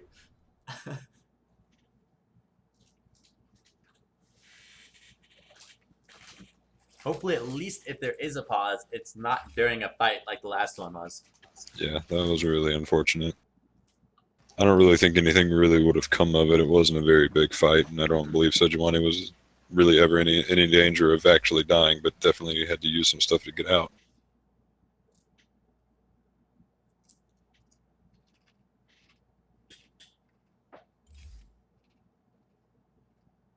So I don't even know. I don't believe they actually did completely lock in the ante. They did not lock it in yet, but they had hovered it with Okay, like so 6 seconds left or something. they could change it, as well as not picking their support yet. I mean, they were in the stage of the draft, but right after that, they were going to have to pick it anyways. But didn't get to see it. So, the thing that we didn't talk about is really a Rumble matchup. Now, I think that one is actually a little bit even. I don't necessarily think either one of these laners just wins the lane outright. I believe it's more of a skill matchup. Well, the biggest thing is after the rework to Rumble just recently, he has a lot longer time between trades. So it used to be a lot. Oh my gosh, did he forget to ban again? They're banning. They're Okay. banning. They're not supposed to not ban now, Okay, I I thought they guess. were still banning Glad. I'm not sure. Okay. Anyways, but it used to be a lot of they just duked it out, and the fight usually ended about 1 or 2 autos apart, and their health was extremely similar the whole time. But now it's going to be a lot more one-sided in Rumble's favor as long as his cooldowns are up because all of his abilities got a buff in damage, but they have a lot longer cooldown and he won't have quite as much heat. Yeah, but the interesting mechanic about that in this matchup specifically is that if he gets her lower faster, it's opening up her to stun him rather than slow him. Yeah, and then he won't have a second rotation Yeah. up. And Yep. so if Aurelia can find the extended trades, she'll likely win them. Yep. Stun him, get out of the range of the Q, or at least like get behind him. And then since his Q cooldown early on is so much longer, she could actually potentially have more opportunity to win it as long as she plays properly around the stun. So I guess that's really what it's going to come down to is how can Aurelia play around her stun and how can Rumble manage his cooldowns. If I had to bet on it, I would say that Aurelia would win that matchup. Yeah, probably. It's probably a bit easier and more straightforward for Aurelia. But There is still certainly some outplay potential for Rumble, though, and for sure. I mean he's obviously going to be much better in team fights, and I don't really see Aurelia being able to tower dive him in a split push scenario either. So, and I mean, this is going to be another game where, from what I can tell at least, all three lanes are going to have a whole lot of gank potential. Yeah, but the snowball potential against Rumble is massive, though. With the no Yeah. CC, tower diving him is really easy if you have Elise up there, who's the best tower diver in the game. So that's something to watch out for as well. Could very easily work the other way around as well, because if Rumble does get fed early in the laning phase, it becomes extremely dangerous to gank him because it is so easy for a fed Rumble to turn around a gank and just 2v1, or at least buy time for Gragas to show up and then turn it around that way. So We do see the Vigar come out against Annie. What is up with Vigar in this tournament? No, I don't know how well that matchup plays out. Nobody plays Viger, so I haven't seen it very often. The teleport is on Viger currently, though. Yeah, I say Vigar does fit into the team composition, seeing as they're mostly just going for picks. They're just going to have Aurelia on a side lane and go for picks with the rest of their composition with Elise Cocoon, Vigar stun, Varus' ult, Tom Kench's ult. We do, however, see on the other side, High Noon Esports are very much focused on team fighting and sieging with the Caitlyn. Yeah, and I do like the Ignite choice on the Thresh, because not only does Tom Kench be able to eat Varus so that the exhaust would be negated, well, the Ignite's still going to tick on him. But also the crowd control being reduced on Aurelia means that Ignite's a lot more effective than Exhaust against her as well. Yep. She also heals quite a bit. That's true.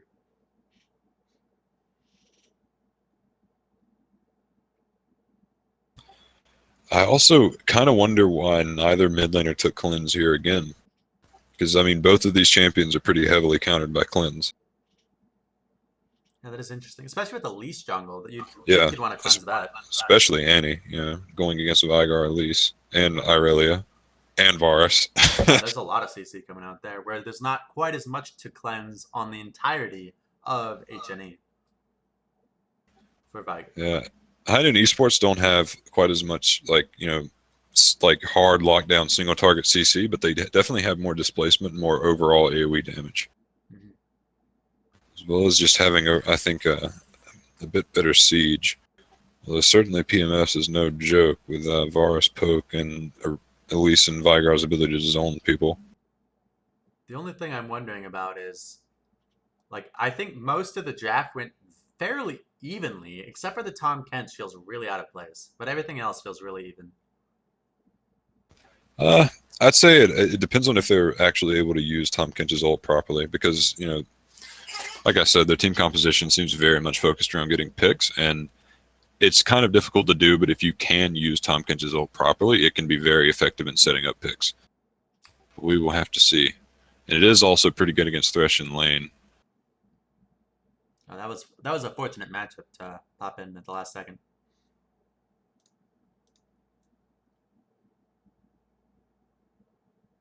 Apparently, they made it in the game, according to Lord Tushy.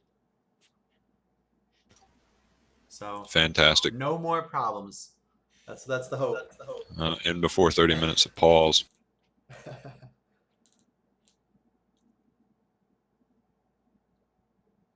And they do have the double teleport on the side of PMF, so they might be looking to set up more of a split pushing game. And Yep. High Noon doesn't have any split pushers, so that could be a problem. Well, Vigar isn't necessarily a very good split pusher, and as long as mid lane goes even, or especially if Annie gets ahead, Annie can definitely answer Vigar. Rumble probably couldn't hold the lane outside of the tower, but certainly Aurelia can't tower dive him unless he's just ridiculously far behind. Like you said earlier with that Tom Kench mid lane, if you're playing all three lanes, which it seems like that's their plan from the teleport, then the Tom Kench ulting away from mid lane is pretty devastating with the 3v1 dives. Yep. But they definitely would have to execute upon them properly, or else they will be getting outdone in the objective game, because Caitlyn will take towers very, very quickly if you mess up. Even if you don't mess up. Yeah. It's just mostly about, can you answer the push properly, right? And if you take too much time in a 3v1 dive, then you're going to get the bad end of it, regardless of if you get the kill. Mm-hmm.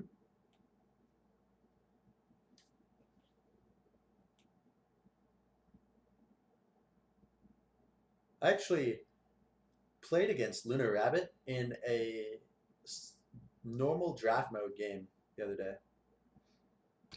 By complete accident? Yeah, I've never even heard of him before. And TSN Batman was watching my personal stream and saw him on there and felt the need to let me know that he was in this league. It's a bit strange.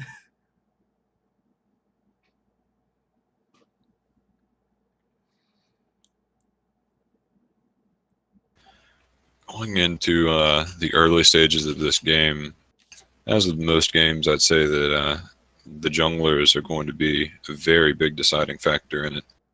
They are both playing very powerful early game junglers, and all three lanes have the potential for fairly good gank setup on both sides. And looking around at the mastery, or the keystone choices rather, it seems as though all of the choices are pretty standard except for the Thresh. Which that is a thing that Threshes do at times, but I think the main reason is just because the massive range advantage of Caitlyn and Thresh over Varus Tom Kench is enough to say that he thinks he'll get the Thunderlords off without getting punished multiple times early in lane. That's possible, or Asian Braum just forgot to change his mastery. That's either one of these is a possibility. We're gonna go with he planned it. He knew what he was doing. It's been done before. That's all I can say. Yeah. It's not that unreasonable. It's not It has that been fire. done before. Imagine if he took like Storm Raiders. Storm Raiders Thresh. That would have been painful. It's interesting It's watching playing, to see that all of the AD carries in both of these games have brought in warlords. Yeah, I mean, I'm really not up to date with what's the optimal mastery choice, but I believe Caitlyn. I mean, this is pretty standard for both of them. I think Caitlyn usually goes warlords for sure, but usually whichever one of the AD carries is the attack speed AD carry type will bring fervor a lot of the time. But they're both viable. I just thought it was interesting that they all chose the same thing. Yeah. Nothing can stop me. Not even So a we wall. will we actually see an invade? It looks like there's a lot of pings coming down on the exact same spot, so that might be some compensation coming in. Most pings coming out from the side of High Noon Esports. They are pinging a lot. And they're all 5 grouped together, and it looks like Pigs Might Fry are a little bit split up here. 5-man stack gonna be checked by a 3-man stack. Tom Kinch did start Q, so he cannot eat anyone if they get caught. Hey, contractor. Yeah. Can you make sure to change the screen to the game? Oh, my bad. I my normal stream setting is different because I didn't have the background. Yeah, all good. Oh boy, so Oh my gosh, I missed first blood. yeah, in the meanwhile, Okami, I mean, you could just probably go back because we're going to be in a little bit of a lull here when people are doing the first camps. Alright. Yeah. Okami-sama got hooked by Thresh and just died. Sorry guys, I had my personal stream much different than what they asked for on here. So this is the play that you missed. Tom Kench did not bother to flash at all the entire fight and then ended up just dropping. Yeah, I'd say more than likely the moment the hook hits, he's dead. Minions have spawned. Probably, so maybe I'm wrong, but I'd say it's probably safer not to flash there. Yeah. Unless you flash the hook initially. It's definitely reasonable. That kill does go over to Gazray's Annie. Which, I believe, I mean, there's a pretty good chance that, you know, with most Annies, they roam pretty heavily the moment they hit level 6, and putting that on a very heavily snowballing champion like Annie is really not good. But he either didn't have time to buy or didn't feel the need to go back, so he does not have an item advantage in the early game. Yeah, mid lane wave gets there a little bit sooner, so possibly he did not have enough time. I was in a replay, so I don't know. Kill happened at about 50 seconds in. Yeah, I think maybe we would have had enough time, but For whatever reason, chose not to. So looks like we're getting into pretty even lanes. No surprises in the level 1 of each lane. so we're gonna have to keep our eyes up on the top lane quite a bit, because that should probably be a fairly aggressive lane, as it generally is with Irelia. Yeah, he's been So he's- queuing fairly aggressively. He's at half HP after using 1 corrupting potion already, and he's done almost no Yeah. damage to Rumble. I believe Striker would have had a XP advantage because of the first blood. That's true. But both junglers look like they are on the top side of the map at the same time, so we'll have to see if that results in anything. A nice early ward from Gazray coming down is probably going to see Elise there in the river, taking the Scuttle Crab. Ping comes down, So and Rumble's collapsing, so... yeah, Rumble's already there. The lane was pushed up for Rumble, so he will get there first. Yeah, that's Looks like Scrambles will go down. a free kill donated over for the cost of a Scuttle Crab. Yeah, this is a bit greedy from Scrambles. I mean, it's very risky to go for that Scuttle Crab when you know that the other jungler is on the same route as you and the top lane is pushed against you. So your top laner will be getting there slower. Yeah, that's very nice out of Lunar Rabbit to Yep. punish that, and Gazray to see it coming ahead of time. Absolutely. Take advantage of a mistake. It's already a 1k gold lead at 3 minutes. That is going to be... Spirit of the Ural Inferno. That is certainly not what you want, 1,000 at 3 minutes. Yeah, and the 101 Rumble has double buff now, so he's going to be able to punish onto Aurelia. So, I mean, like, that kind of negates the the downside of the buffs Rumble just got with his cooldowns being increased a bit. So Yeah. now he's got the extra cooldown reduction from the blue buff, as well as having very powerful auto attacks. Varus walked Looks like- really far forward because he knows he has the safety of Tom And the Kench. Tom Kench will get hooked in as well. The- Doesn't really look like. I mean, this lane right now is not going to be able to all in necessarily. They just kind of poke and whittle people down, and it's really annoying. There's not much you can do about it. The range advantage on High Noon is going to cause some problems, but they seem to be roughly even in CS, so seems like it'll go okay for both sides. It's like Lunar Rabbit will be coming towards the bottom side of the map Pink out here. that it wasn't warded, and Could he's gonna potentially go make for a the lantern flash play. Yep. But Looks he like they hooked will into be Tom doing that. Kench instead, and Yeah, he he's does gonna still win have his flash. too. And it's 3 suns for the price of just the flash out of Asian Brown. So nice gank, even though it doesn't result in any kills. Yeah, that will definitely keep the pressure on in the bottom lane. It will be much harder for them after this lane breaks its freeze. Oh, and a very good eat onto the Varus from Tom Kench. Or Devour, I should say, not eat. That's what I say. I get you. Very much predicted. If that hook did land, it could have been pretty bad. At But least just I opts suppose to not this is go what for you the get gank the in time top for. lane. Just recalls instead because he got warded out. Yeah, she was sitting on the ward the whole time. Hey, he hit Yes. the minion, still gets half cooldown. The Rumble also backed and bought a blasting one, so he's doing an absolutely ridiculous amount of damage for 5 minutes into the game. And it looks like mid lane is about to recall too with a 10 CS lead so far for Gazray and that first blood kill. He'll probably Yep. be able to purchase a lot more than the Viger will. For sure. But despite all of the trouble here in the bottom lane for the side of Pigs Might Fry, Slizzo is still staying even in CS with the Caitlyn, so Yeah, definitely have to give him props for that. This is the part where it goes bad because now he doesn't have any health. He has half health. He doesn't have any mana. Tom Kench doesn't have any health. So now they have to just give up a lot of the CS at this point. So, well, he was staying even with him because he was kind of out CSing him during the trading phase. I would also say High Noon Esports bot lane are doing a bad job here of freezing the lane and helping to deny CS by pushing into the tower. I mean, you can't dive the Tom Kench. Yeah, and Elise You is can setting poke up them on the under the blast tower, zone you too can't to dive punish them. them when they come up to hit this tower. Yeah. It definitely would have been more effective to freeze. I don't know if they have the health for this dive though. Yeah, this would be really dangerous. Meanwhile, there's a close fight in the top Yeah. lane with the Lunar Rabbit coming for a gank too. I guess we're watching this one. And Viger's coming in on the backside. He's gonna flash to get the box down and barely get the kill. Meanwhile, Tom Kench is gonna go Bottom down lane the gank bottom. actually just gets turned around. I That's mean, what I they said. tried to force that. Despite both bottom laners for Pigs Might Fry being very, very low. Yeah, and having Tom basically Kench has no already used summoners. his Devour. Yeah, they had no flash, no heal And on there's either a one level of them. 6 So Annie with stun up to yeah, dive. this is just a the big least. problem for This scrambles. is for sure gonna be a kill on He does have scrambles. flash up, but it's very unlikely that he's going to live here. Yeah, he's just going to get absolutely destroyed by Gazray. That's It's what like I was Asian thinking. Brown I don't will know go why down. Annie didn't tank that. I felt like that should have been Annie. Yeah, for sure. And he probably could have just 3-shot scrambles there. TP coming in, which Tom Kench doesn't have ult, so they don't have to worry about that. Yeah, I don't know why he's teleporting here. I guess This he is- thought those yeah. 2 or 3 minions was worth his teleport.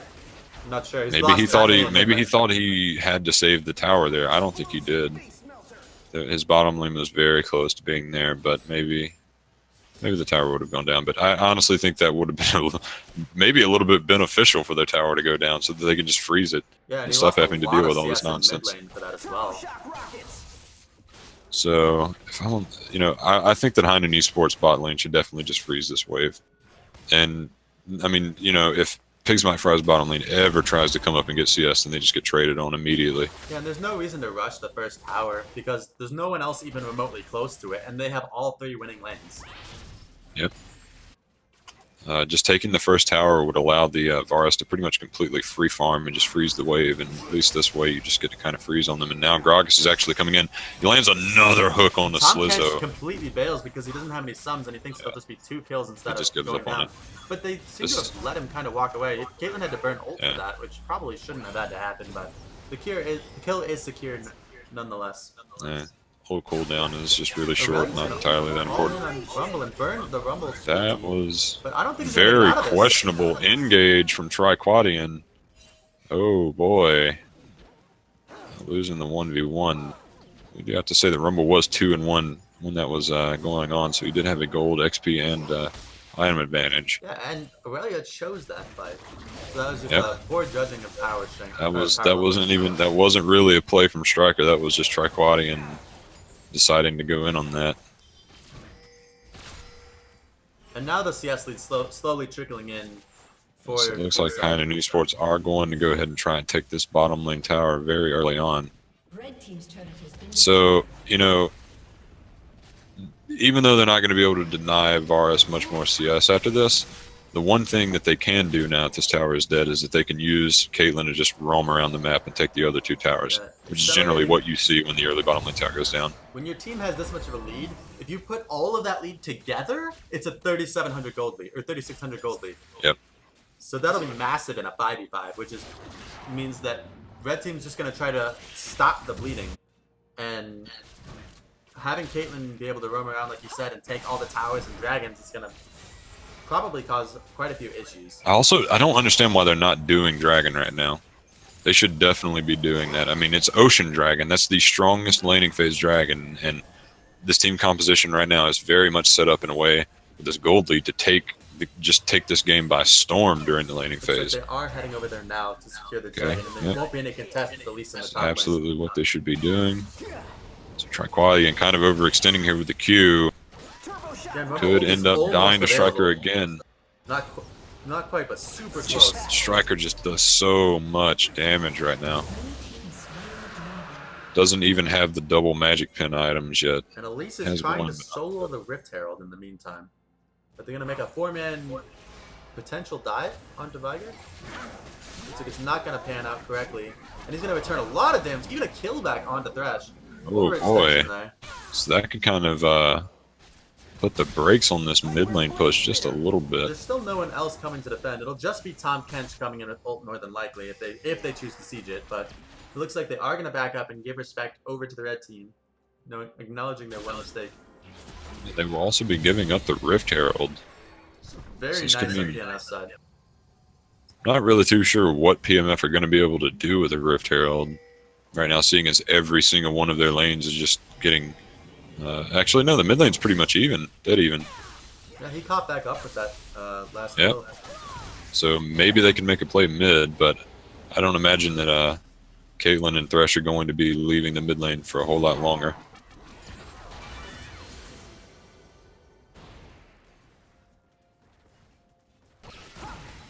We do see a bigger and bigger lead just kind of accruing up here in the top lane for Striker's Rumble.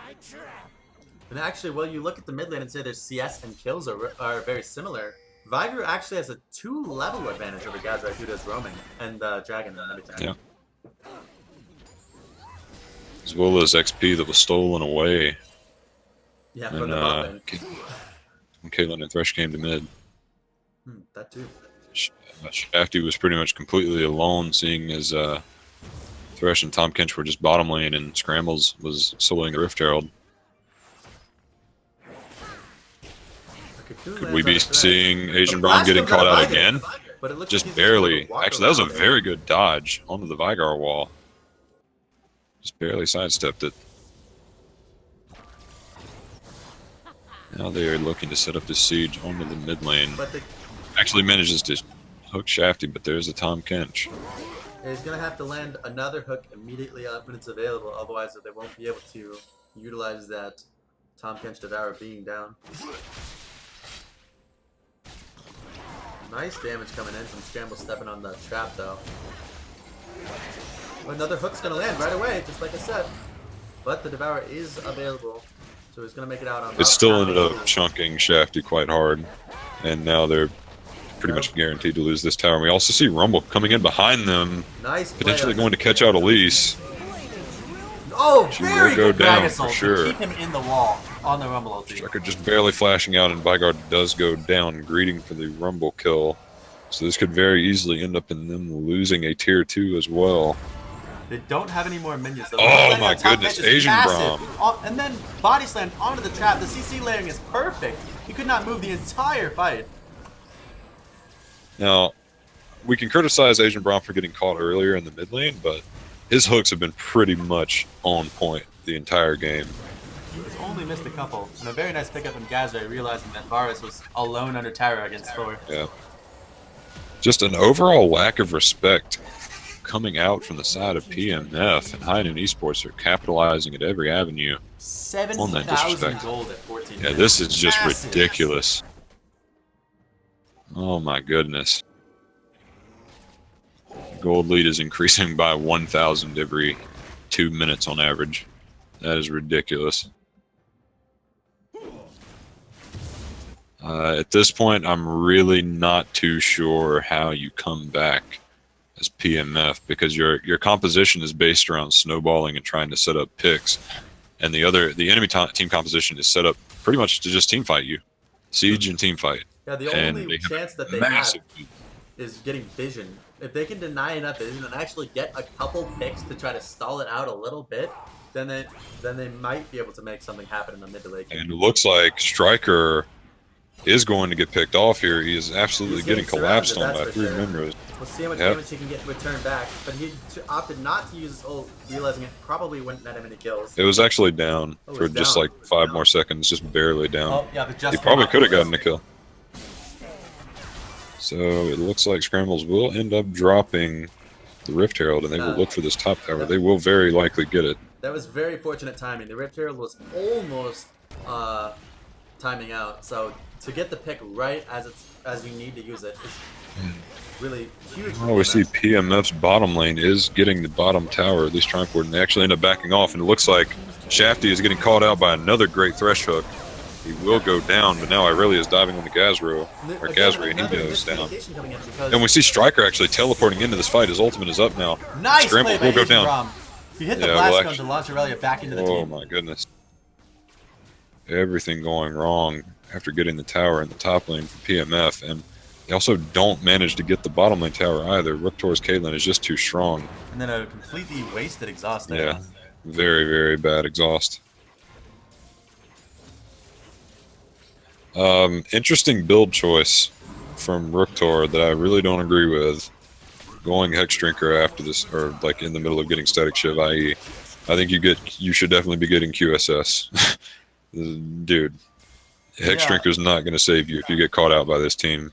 I don't understand the Hex Drinker versus QSS either, but at least building Magic Resist early when all 5 of the enemy's kills are on the mages makes sense.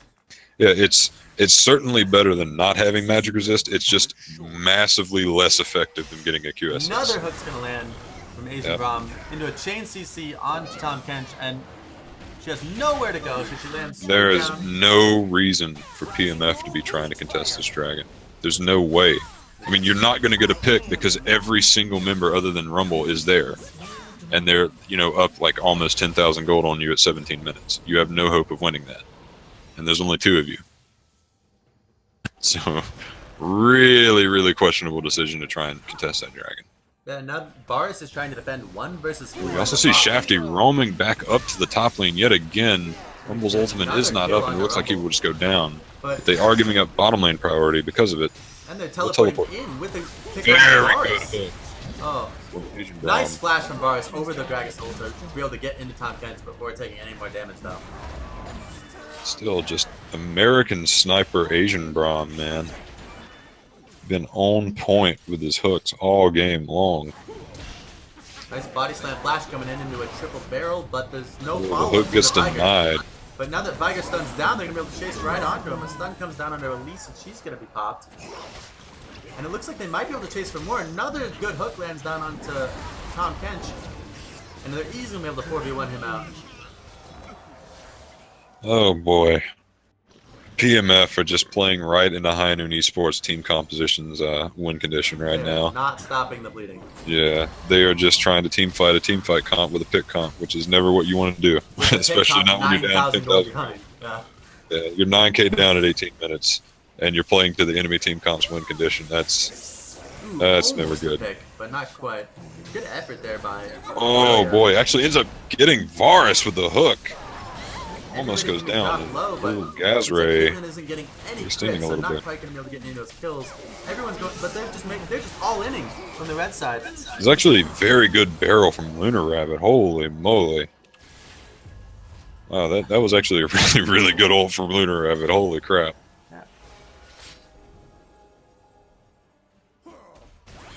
Another 2 for 1 So- going to come in, and now top tower is going to be dropped as they had to rotate all members down to the bot lane to try to defend their inhibitor. I gotta give props to Lunar Rabbit, man. This guy's been a monster all game. Uh, Most co-participation, no deaths. 85% Absolute KP is really good. Yep. Headshot.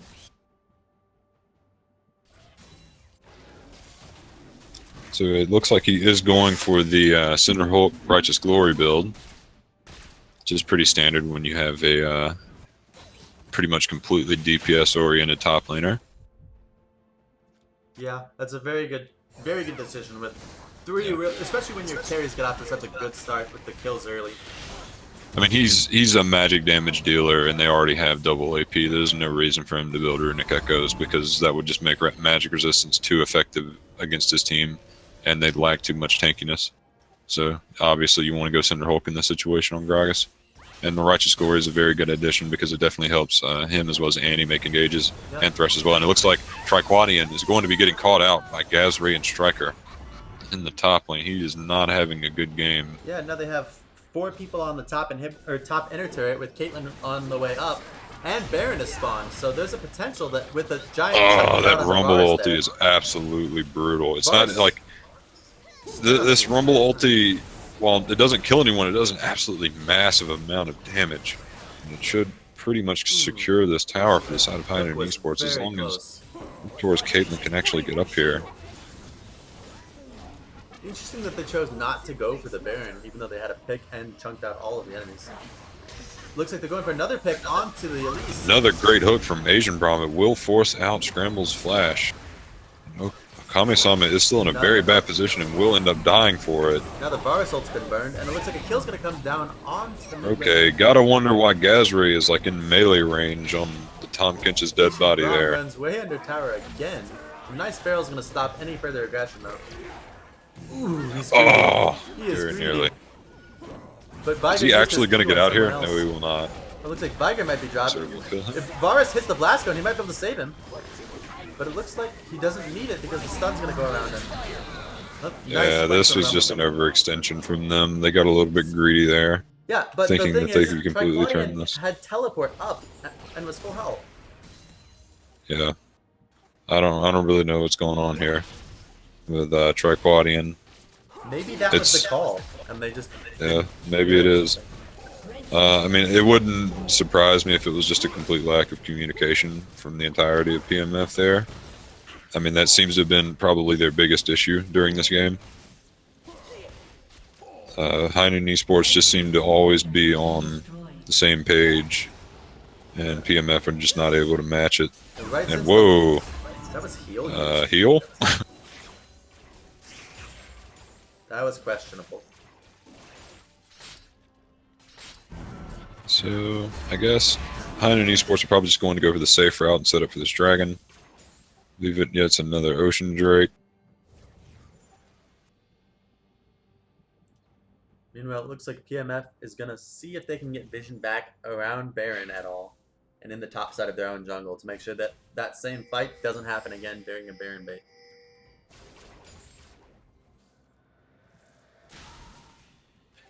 Interestingly enough, Riptor has not finished Tier 2 boots on Caitlyn. Maybe he will go back and get them now. You definitely need that when you're doing all these rotations. You need to be able to get places quickly enough, and that was a big issue that they had up at the top Tier 2, is that Caitlyn just wasn't able to get there fast enough before they lost their minion wave. Are PMF trying to set up for a Baron here? Are they doing the cheeky Baron? There's no way they can do that. Viger just flashed to try to get that cage down, but Striker was able to just walk out. I mean, at this point, they're just in full desperation mode. They're 11,000 gold down at 23 minutes. I don't really know what you would do in this situation to crawl back out. I guess you just have to get extremely lucky at this point. It's pretty much High Noon Esports' game to lose. But, I mean, obviously, I find it really unlikely that no one on High Noon Esports will make a single positioning error for the rest of the game. So there is, I guess, still potential for PMF to catch someone out with still, I mean, ridiculous amount of single target lockdown and burst. But they don't even have enough damage. Like Lunar Rabbit was on. Well, Lunar Rabbit is just on- absolutely absurdly tanky right now. That is like the guy that you cannot hope to pick out. Look at his build. 7-0-12 on straight tank dragon. And That's a monster. I mean, the fact that he's so high up in the levels means he also does quite a bit of damage as well. The one thing they do have going for them is the fact that ward is not disabled in the pit, but it looks like they didn't even opt for a Miracle Steal, which I think at this point is probably a mistake. Yeah, A Miracle that's. I Steal mean, is you the might only as well chance. try it. With this Baron, I mean, this is absolutely brutal, dude. You're down 12,000 gold at 24 minutes, and now you're playing against a Baron buff against a Caitlyn.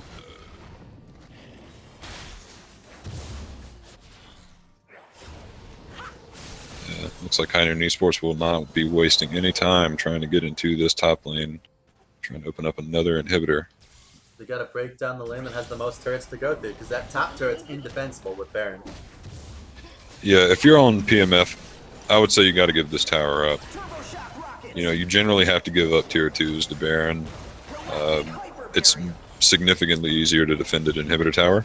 Looks like 'Cause that's what that they're means, gonna like, opt to do. There's just no chance you can defend it there. But is there a chance they can defend this? Possibly. It's pretty much just up to if HNE Esports Another make a hook's gonna mistake. work. But he's gonna lose that trade due to the Devour. So from they Tom Hanks, also that was kind actually of good end up for having to him. waste a Gragas ult too. Now Asian Brom's chunked to half, but they do have 2 liquid dragons. Oh, Viger gets a Oh little boy, too Vigar caught out again, but he does have Zanyas down. It looks like Riptor might be getting doped by Triquadian. Lunar Rabbit will flash back to try and protect him, but he will end up going down. Also, in the meanwhile, looks like Rumble managed to take down 2 members PMF. Yeah, but there's 2 full health members of the Yeah. blue team. An 11-3 and 3 ANE and a 7-0-15 Gragas. Along with minions pouring onto the Nexus turrets, it means this inhibitor is gonna go down, albeit very slowly. Yep. It's not exactly the cleanest siege from HNE Esports, but it's good enough to get the job done. Yeah, and they can afford to make a couple position mistakes with a 14,000 gold lead. But I mean, it's certainly not what you would want. I mean, they're definitely going to have to work on that, because if you're at this much of a gold lead this early on, it should not be this much of a struggle to close the game out. This is just an absolutely absurd lead. And while we've been seeing amazing hooks coming out of Asian Brom all game, that's the 3rd or 4th time he's made very large forward positioning errors that have caused him to take lots of damage and or die. Before Yeah, and Lunar those Rabbit guys. had to waste his ultimate just to keep him alive there, and it ended up costing Rictor his life because Lunar Rabbit could not ult Triquadian off of him. Oh boy, Triquadian appears to be getting caught out here. That's really odd to me. Possibility. that Triquadian- Gazri didn't have stun up. The lane is gonna come in, but it doesn't Oh matter. my goodness. Viger's damage is too much. But the I thought turnaround is gonna Gazri come had through, stun up. And Caitlyn's gonna just Oh auto my attack down goodness. Viger because he had to waste his Devour on the Aurelia. Yeah. Rictor just does an absolutely absurd amount of damage to the striker. Gazray getting a little bit over aggressive there. Should have had the stun up before that happened, but did not have it for the Q initially on Irelia. If he did, Irelia very likely would have gone down immediately. The top minions are fairly far off, but they, like you said, they do have the double Ocean Drake, and Caitlyn has the red buff, but she keeps forgetting this. Static Shiv applies to towers, then takes Yep. tower from it. I mean, I don't really see why Asian Brom doesn't just try to hook Tom Kench at this point. Oh, he got a really good hook into a trap. Oh, okay. before Tom Kench What could is even Scramble's do that. doing there? Team's turret has been destroyed. That's very, very, very overly aggressive positioning from Scrambles. Got to be by the Tom Kench at all times because Asian Brom is just sniping people. Nice positioning by. Oh my goodness! That was a really sick sideways Yep. flash into a hook. Meanwhile, Aurelia's onto Caitlyn in the backline, but she just doesn't have enough damage. In the front, Shafty's gonna go down, and then another massive hook on Slizzo is gonna take him down. Only Tom Kench left to defend, and the Nexus turrets are gonna drop. Red team's turret has been destroyed. Holy crap, dude. He could not miss a hook this game. That was amazing. Oh my He goodness. flashed But sideways and backwards a little bit and landed a hook through the minions. Asian Brom had some really excellent hooks, but there were also instances of over-aggression. You know, but overall, I'd say like, dude, Lunar Rabbit, monster, absolute monster. Had more gold than his mid laner. Yeah, that was a very, very dominant game by all of High Noon Esports. Just the big highlights from that game in terms of the players were definitely Asian Brahm and Lunar Rabbit. But, I mean, every player I feel on High Noon Esports played well, but those two in particular, man, absolutely popped off. I would definitely agree with you on that one. Looks like that will be the end of week 2 for the RPL. Thanks for tuning in. Make sure to check back next week for more action-packed games. See ya.